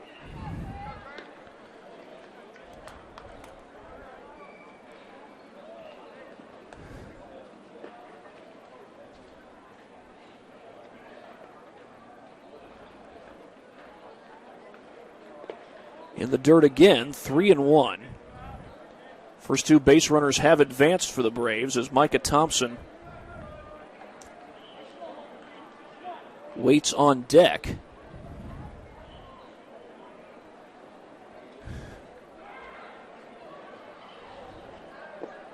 That's It's down and away, ball 4, and Callan Wood has walked to load the bases. As the Braves start to get some of their starters back in the game. This is Micah Thompson, who started the game in left field, and we'll see if either he or Callan Wood, or perhaps both of them, go back in the top of the 6th. Then it looks like Scott Bowles may be about to make a pitching change.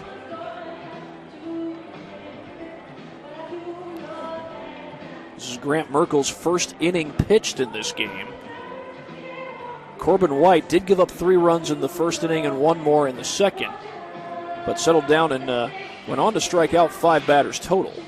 It looks like Merkel's going to finish this off, or at least go 1 more batter. He's got a bases-loaded jam to work with as Gage Sefton. Rather, Micah Thompson will head to the plate. Gage Sefton is on deck.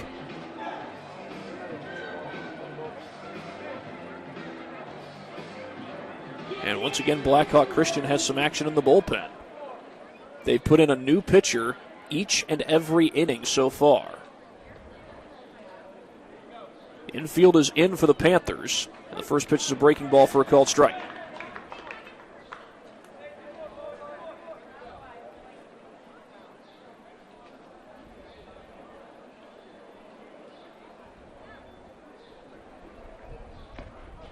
Thompson has singled already today. His replacement, Troy Kelly, came in and singled in the 3rd inning. But he's behind in this count, 0-2.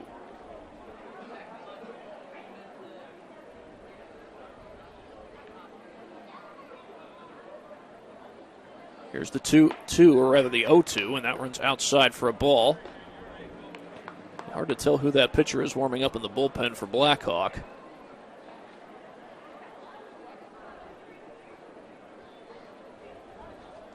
It might be Perlich. Swung on and missed. And Thompson goes down on strikes.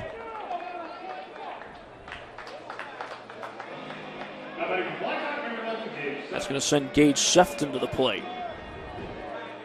Sefton drove in 2 runs last time he was up.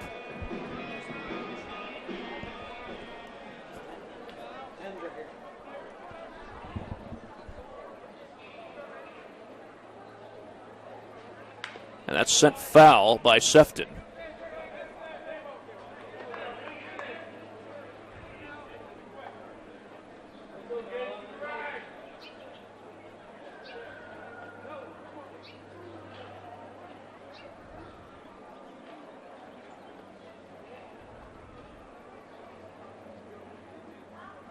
The 0-1 on the way. That misses upstairs.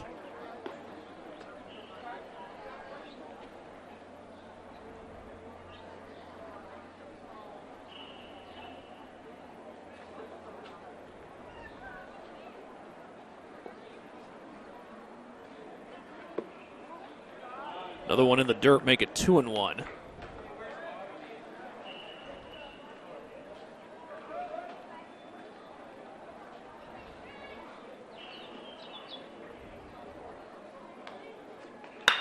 On the ground, hit toward third, and that one's through the legs of the third baseman, and a run comes home. So Blackhawk will add to their lead as Sefton is able to push across a run. It's 5-0. And I beg your pardon, Isaac Perlich actually is the next batter coming to the plate.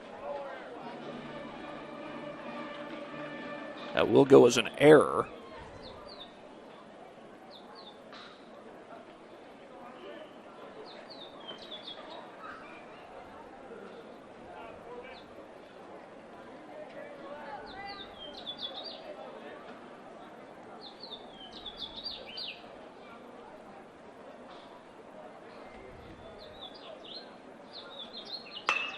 That one sent the other way. That's a base hit. Perlich with a base knock. 1 run is in. A second run coming home. 2-run score, and it's 7-0 Braves. And they've got runners on the corners with just 1 out. Isaac Perlich delivers a 2-run single.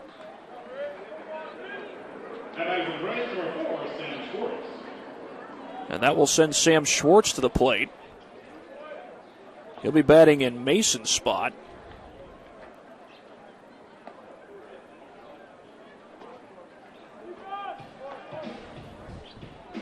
It looked a moment ago on Perlich's ground ball like perhaps we might be looking at an inning-ending double play, or at the very least a force out at the plate. Instead, Blackhawk Christian has added 2 more runs to their lead. They're up 7-0. They've out-hit Lakewood Park 8-1. Haven't committed any errors. Lakewood Park has committed 2. And Schwartz takes that one outside for a ball.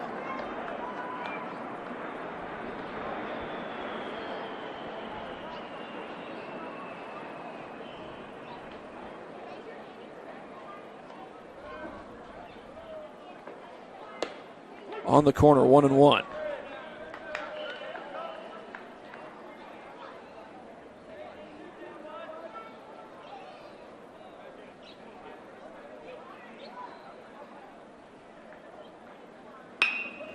This one's flared down the right field line. That could be trouble, but it's foul.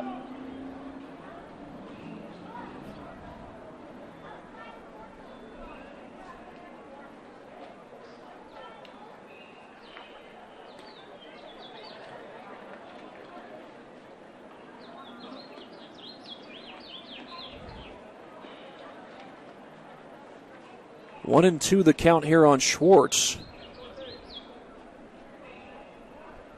Clay Pickett is in the on-deck circle. He started this game in center field. Actually tripled in his first at-bat. And Schwartz takes that one in the dirt. The throw back to first, as Perlich had wandered quite a ways off the bag. Blackhawk Christian, after 2 scoreless innings, has pushed across 3 runs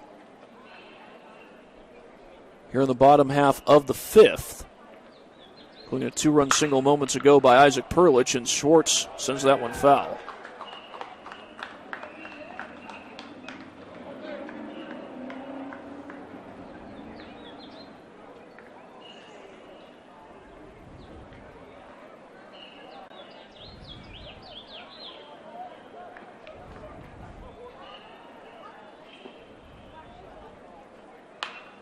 Popped up, and that's out of play.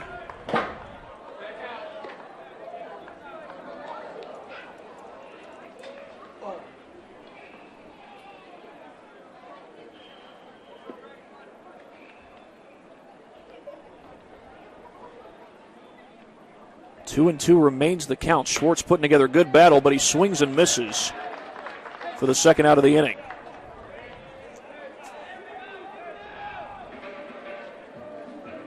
Blackhawk Christian up 7-0 as Clay Pickett will step to the plate. As I mentioned before, Pickett tripled in his last at bat.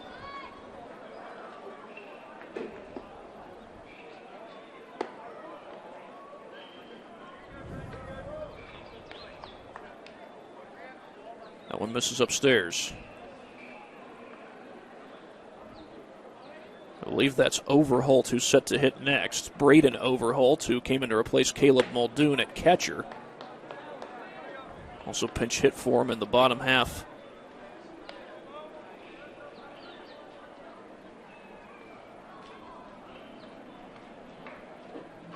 of the 4th, I believe.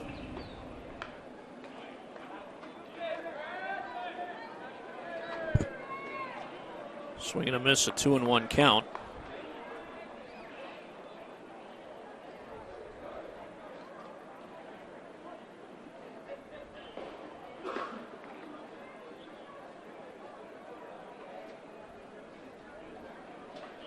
And that one almost hits Pickett. Able to back away from it.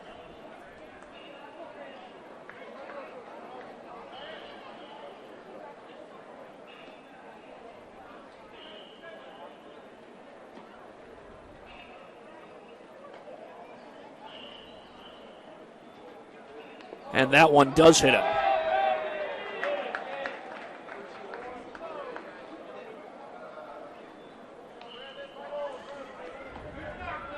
And Pickett loads the bases with the walk, and that will send Braden Overholt to the plate.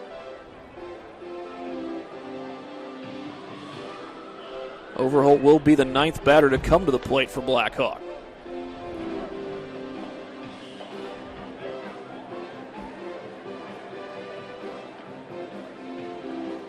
He's the leadoff hitter in the order for the Braves, as he tries to add to what has already been a productive inning. 3 runs have crossed for Blackhawk. They lead at 7-0.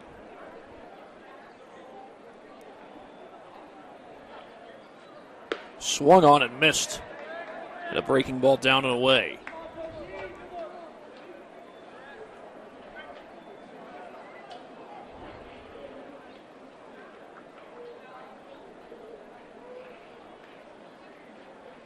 Swung on and missed, and another breaking ball.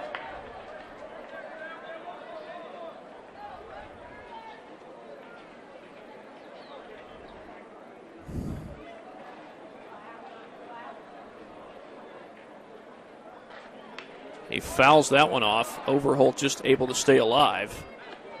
And in the on-deck circle is Chad Tracy.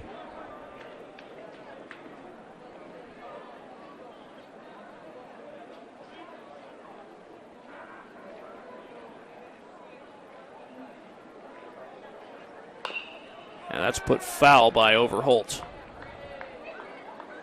Behind in the count, 0-2. He's fouled off a couple pitches since he fell behind.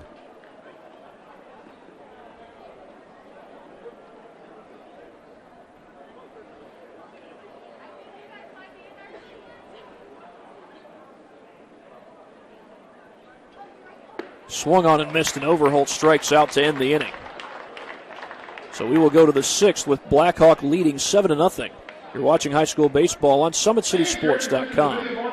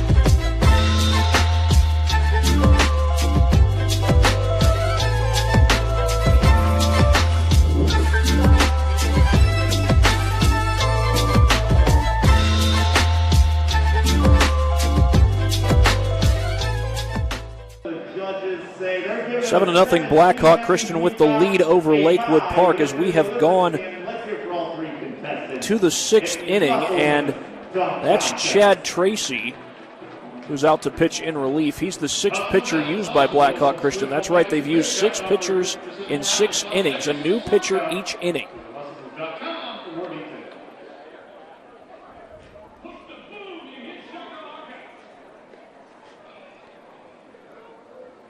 For Chad Tracy, his ERA so far is 10.5.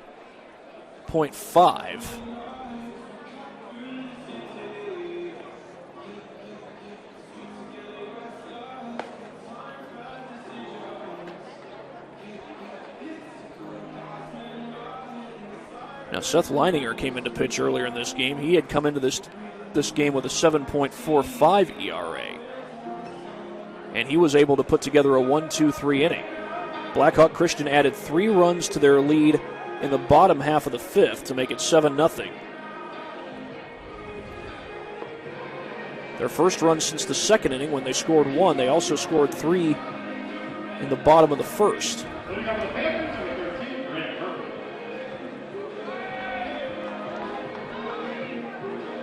Grant Merkel will lead things off. He's at the top of the order for the Panthers. He's 0 for 2 so far with 2 strikeouts.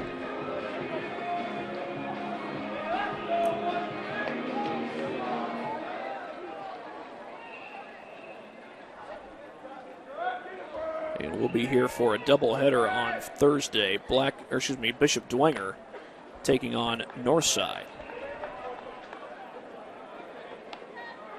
I'll be here for that one along with Joe Hacker. This one is sent foul. 0-1 the count on Grant Merkel. Bishop Dwenger having a pretty good season so far. They've got a lot of experience, particularly in their batting order, as Tracy misses outside with that one.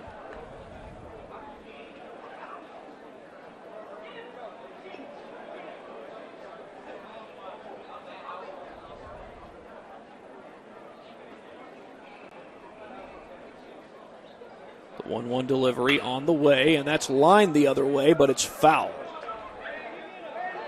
They'll make it a 1-2 count. Chad and Reese Tracy have both played in this game as subs coming off the bench or out of the dugout. And Chad Tracy right now with a 1-2 count to Merkel.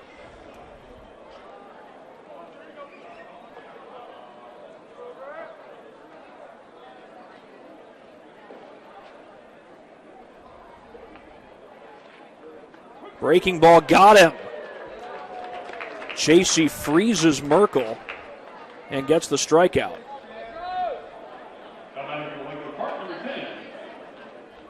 That will send Gabe Dagger to the plate.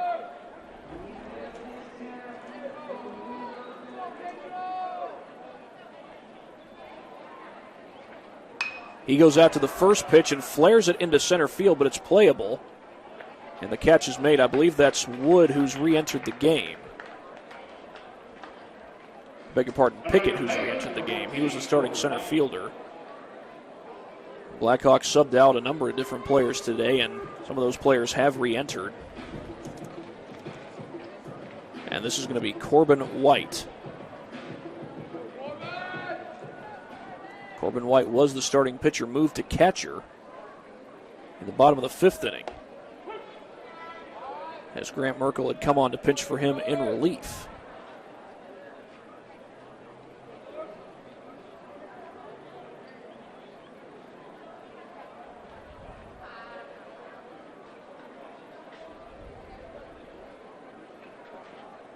Oh, 1 downstairs, that's ball.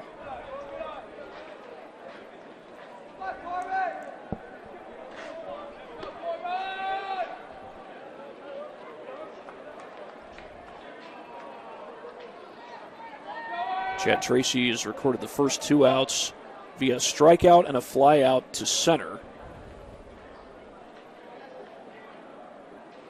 Is 1-1 on the way, on the corner for a called strike, 1-2. Good location there by Tracy.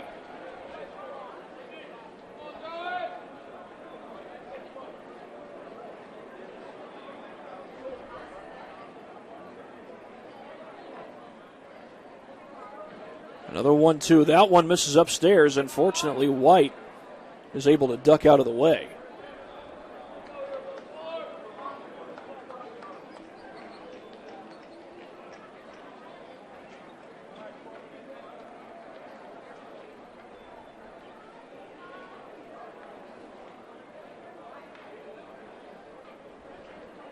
Two skips in the dirt. I think that even hits short of the dirt, actually. And that makes it a full count.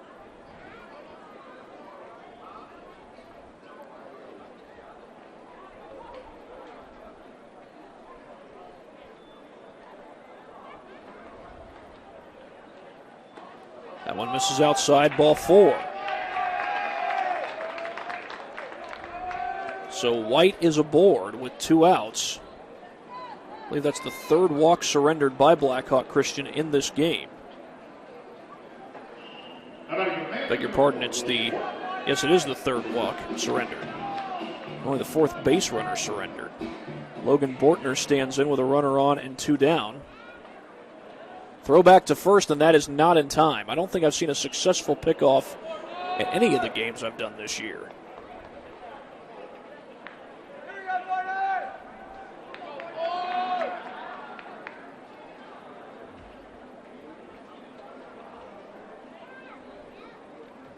Swung on and missed.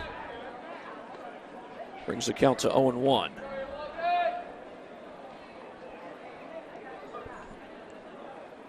Throw back to first, and that one gets away. Merkel's going to take off. He's making the turn, and he's going to go to third. The throw cuts him off, and now he's in a rundown. Relay to third, the tag by Tracy. I think they got him. They did. And that will end the inning as Merkel gets caught in a rundown trying to take an extra base on a throwing error. And we go to the bottom of the sixth with a score 7-0 Blackhawk here on SummitCitySports.com.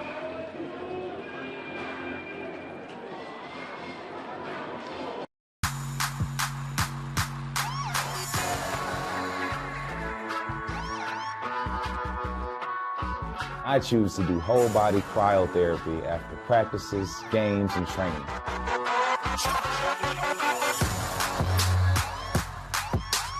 It reduces inflammation in my muscles and allows me to move more agile throughout my profession.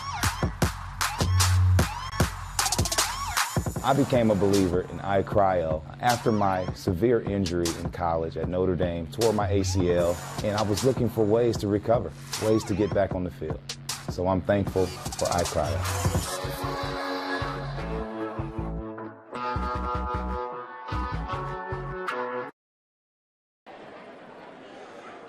We're back here at Parkview Field in Fort Wayne, Indiana for the bottom half of the sixth inning. 7-0 Blackhawk Christian leads Lakewood Park, two teams that came in at 3-5 on the season. And we're going to get another re-entry here for Blackhawk Christian. Jake Boyer is standing on deck, and he will hit right after Seth Leininger. So Leininger, who started this game at second base, will lead off the bottom of the sixth. And then Boyer, who started the game at third, will follow Leininger. So Kevin Kinnison getting some of his starters back into the game.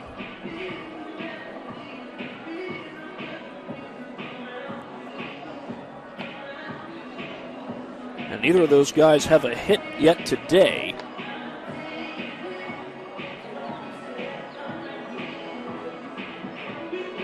But they'll look to put some hits together here in the bottom of the sixth inning as Blackhawk is looking to go to 4-5 on the season. I believe that this would be their second straight win if they finish it off with the W. Beg your pardon, it would actually be the third straight. That's Lakewood Park who recently won at Hicksville High School in Ohio. That's not too far across state lines. 13-10 was the final there. Lakewood Park also played Canterbury yesterday. They lost that one. 16-13 was the final.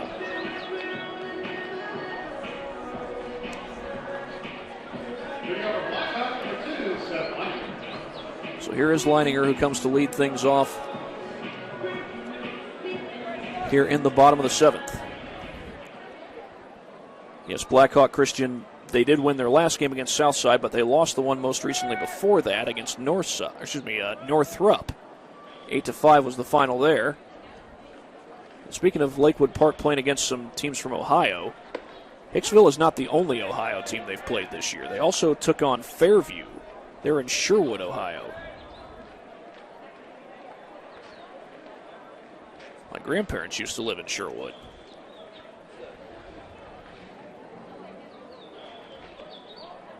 Lakewood Park has also played Harlan Christian High School. Now, that's still in Indiana, but that's close to the Ohio line. That's actually out in, well, it's right next to Fort Wayne, but Harlan is way out in Amish country. If you've ever driven through there, you may catch a few horses and buggies riding by. 2-1 the count here on Seth Leininger. I used to work in Bryan, Ohio, so I drove through Harlan and Hicksville on a regular basis, even drove through Sherwood a few times. 3-1 the count on Leininger.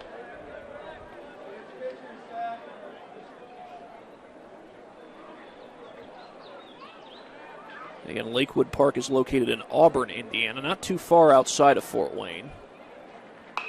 On the ground, foul.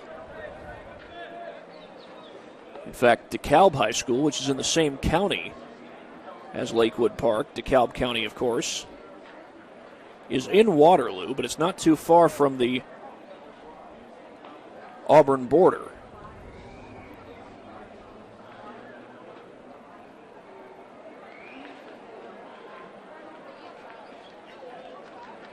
Three and two the count on Leininger. And he lines this one up the middle. It's playable and caught.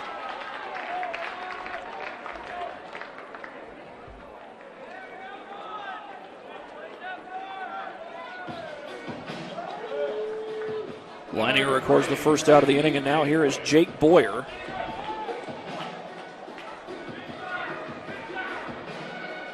Boyer is 0 for 2 today.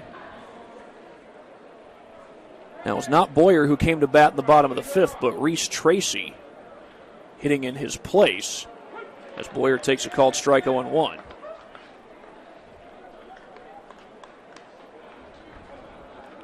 And Tracy singled and eventually scored in the bottom half of the fifth. Blackhawk batted around that inning and scored 3 runs. That one's dug out in the dirt, 1-1 the count.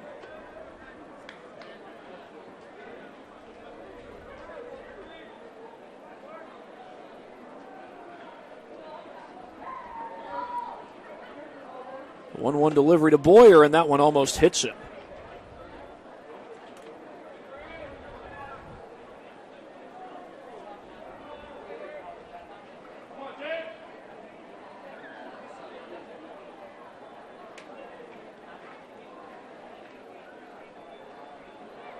There's a 2-1 to Boyer. Check swing. It's on the corner for a called strike anyway, 2-2.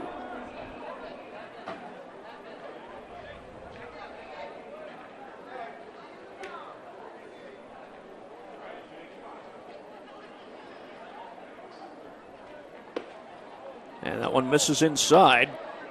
Count runs full on Jake Boyer. Callan Wood set to hit next.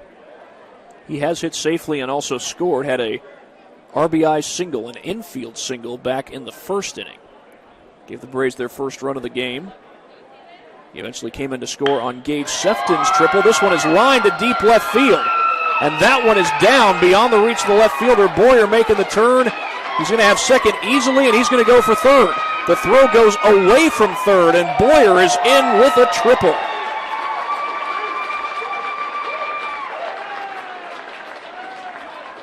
Jake Boyer with a one-out triple, and immediately the Braves have a runner 90 feet away for Callan Wood.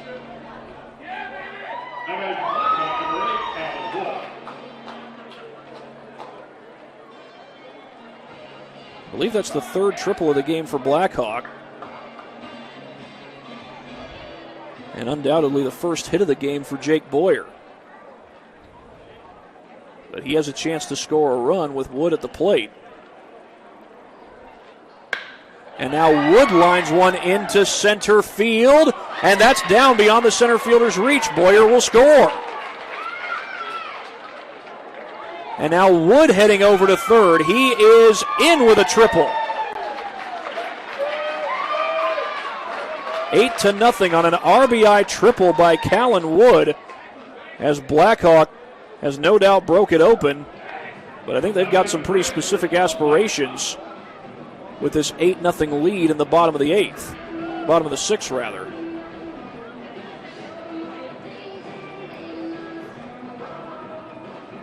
The center fielder had the chance to make the play, but it was over his outstretched arm. And Callan Wood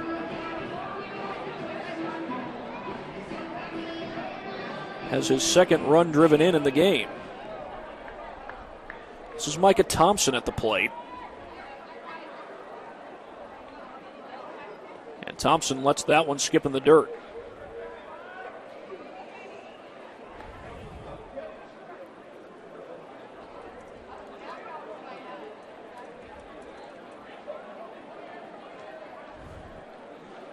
Count 1-0 on Thompson. He punches that one right back to the mound. The throw is going to go to first, and it gets away. Merkel had the easy out. It was bobbled at first. Wood scores. And it's now 9-0. As on the error, Thompson makes it over to second. third error of the game against Lakewood. Looked like that was bobbled by the first baseman, but either way, it's a 9-0 lead for Blackhawk. And now here's Gage Sefton. He's already driven home 2 runs in this game. That was on a 2-run triple back in the first, as that pitch misses outside.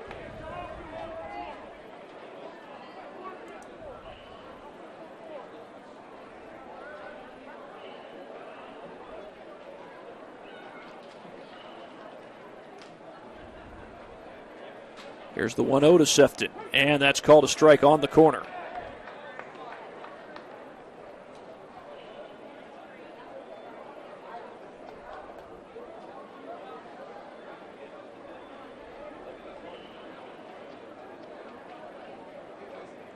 The 1-1 to Sefton. He puts it on the ground, but it's foul. Kevin Kinnison trying to barehand that one. Just 1 out here in the bottom of the 6th. Blackhawk Christian trying to finish the deal right here in the 6th. They get 1 more run.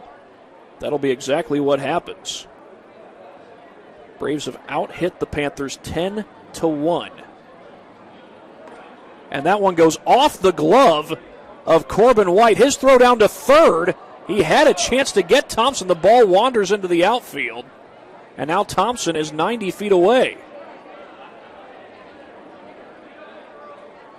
Count is now even at 2 apiece, and Sefton could simply hit a ground ball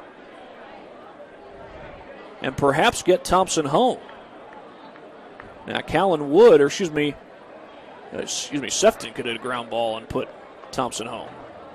Now Thompson hit a ground ball that looked like it wasn't going to get a run home, but it did on a throwing error. That one's popped up. Shallow center. Catch is made. Logan Bortner, makes the catch for the second out of the inning. So now with 1 more out, Lakewood Park would have a chance to bat in the 7th as Corbin Studi steps to the plate. He was the starting pitcher.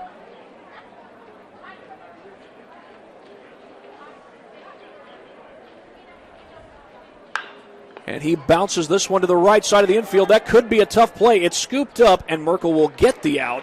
And the 6th inning comes to an end. The Braves were trying to get 1 more run to make it a 10-run rule, but that does not happen. We will go to the 7th as Lakewood Park tries to cut into the deficit here on SummitCitySports.com. Empowered Sports Club, Fort Wayne's premier multi-sport facility and home to Empowered Volleyball Academy. With the deepest and most experienced coaching staff in the region, we have had a 100% college recruiting success rate for the last 6 years. Be sure to register for upcoming tryouts at our regular location and our new satellite program, Empowered OVC. If you're looking for a place where you can not only play volleyball, but call home, look no further than Empowered.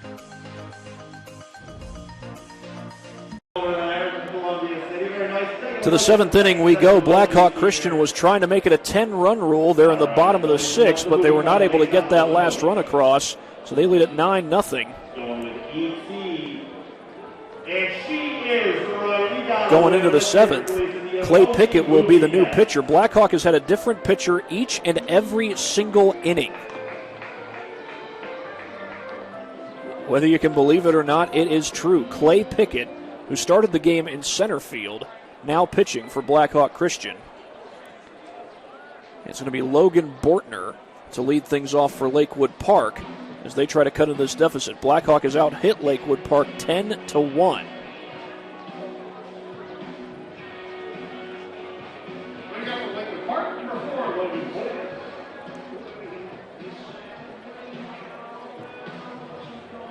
Jared Jewell would hit after Bortner, and see who follows him. It'll either be Trent Chalfant or perhaps Mason Jolliffe. Chalfant got hit by a pitch earlier in this game. Now he swung the bat, so he did not get awarded a trip to first. So Jolliffe came out to try and finish his at-bat. So we'll see if Jolliffe gets the nod. That first pitch from Pickett wanders outside for ball 1.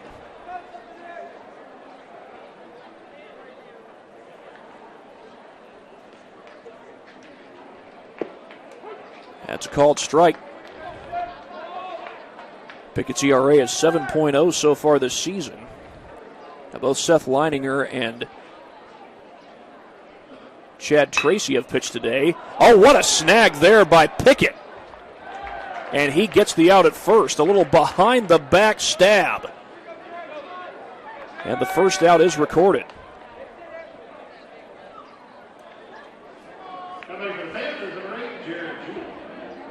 They'll send Jared Jewell to the plate.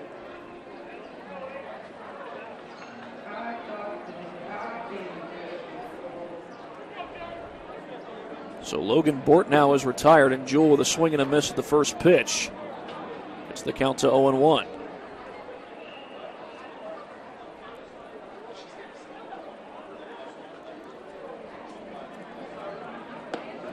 That one's right across the middle for a called strike.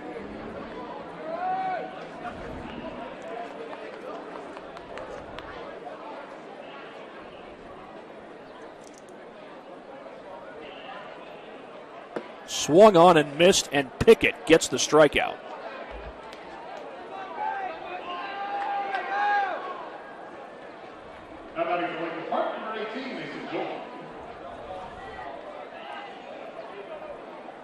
That'll send Mason Jolliffe to the plate.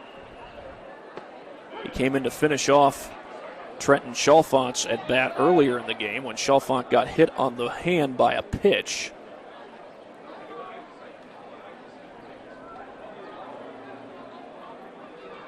Swung on and missed. The count goes to 0-2. Well, Clay Pickett, for having a 7.0 ERA, has done rather well.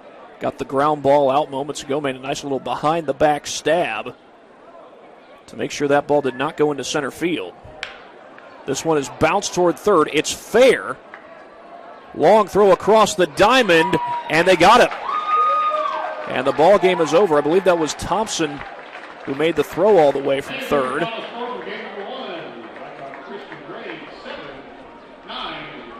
Nope, I beg your pardon. That was Jake Boyer. Jake Boyer makes the final out of the ball game, and Blackhawk Christian is your winner today. They knock off Lakewood Park 9-0 the final.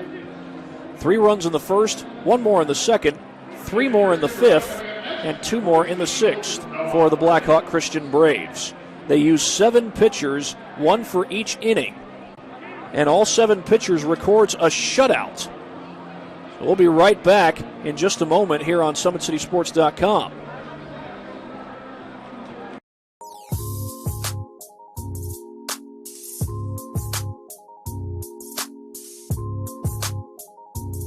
There are tons of benefits to using compression therapy, but my favorite are speeding up muscle recovery, reducing swelling and inflammation, and improving my athletic performance.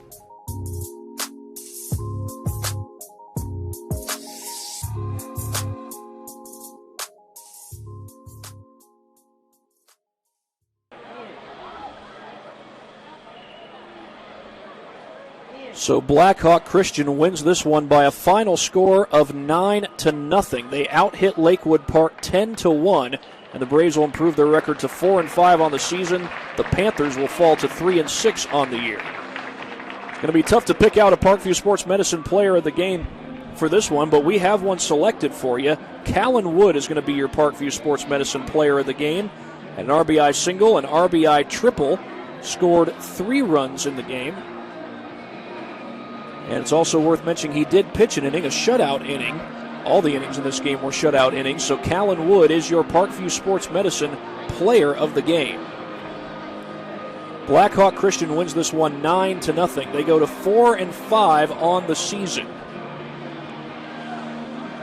For their next game, the Braves will head on the road to take on DeKalb, part of the same county that Lakewood Park is in. That'll be in Waterloo. They'll play Leo in a doubleheader on Saturday. And then for Lakewood Park, their next game will be on Thursday. That'll be at home against Harlan High School. And then they'll take on Leo on Friday. So that's going to do it from here at Parkview Field in Fort Wayne, Indiana. For my cameraman, Caleb Roth, this is Thad Goff saying so long from Parkview Field in Fort Wayne, Indiana. You've been watching high school baseball here on SummitCitySports.com.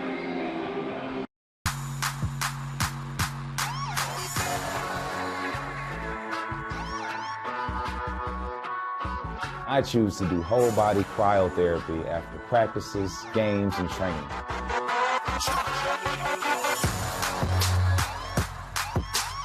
It reduces inflammation in my muscles and allows me to move more agile throughout my profession. I became a believer in iCryo after my severe injury in college at Notre Dame, tore my ACL, and I was looking for ways to recover, ways to get back on the field. So I'm thankful for iCryo.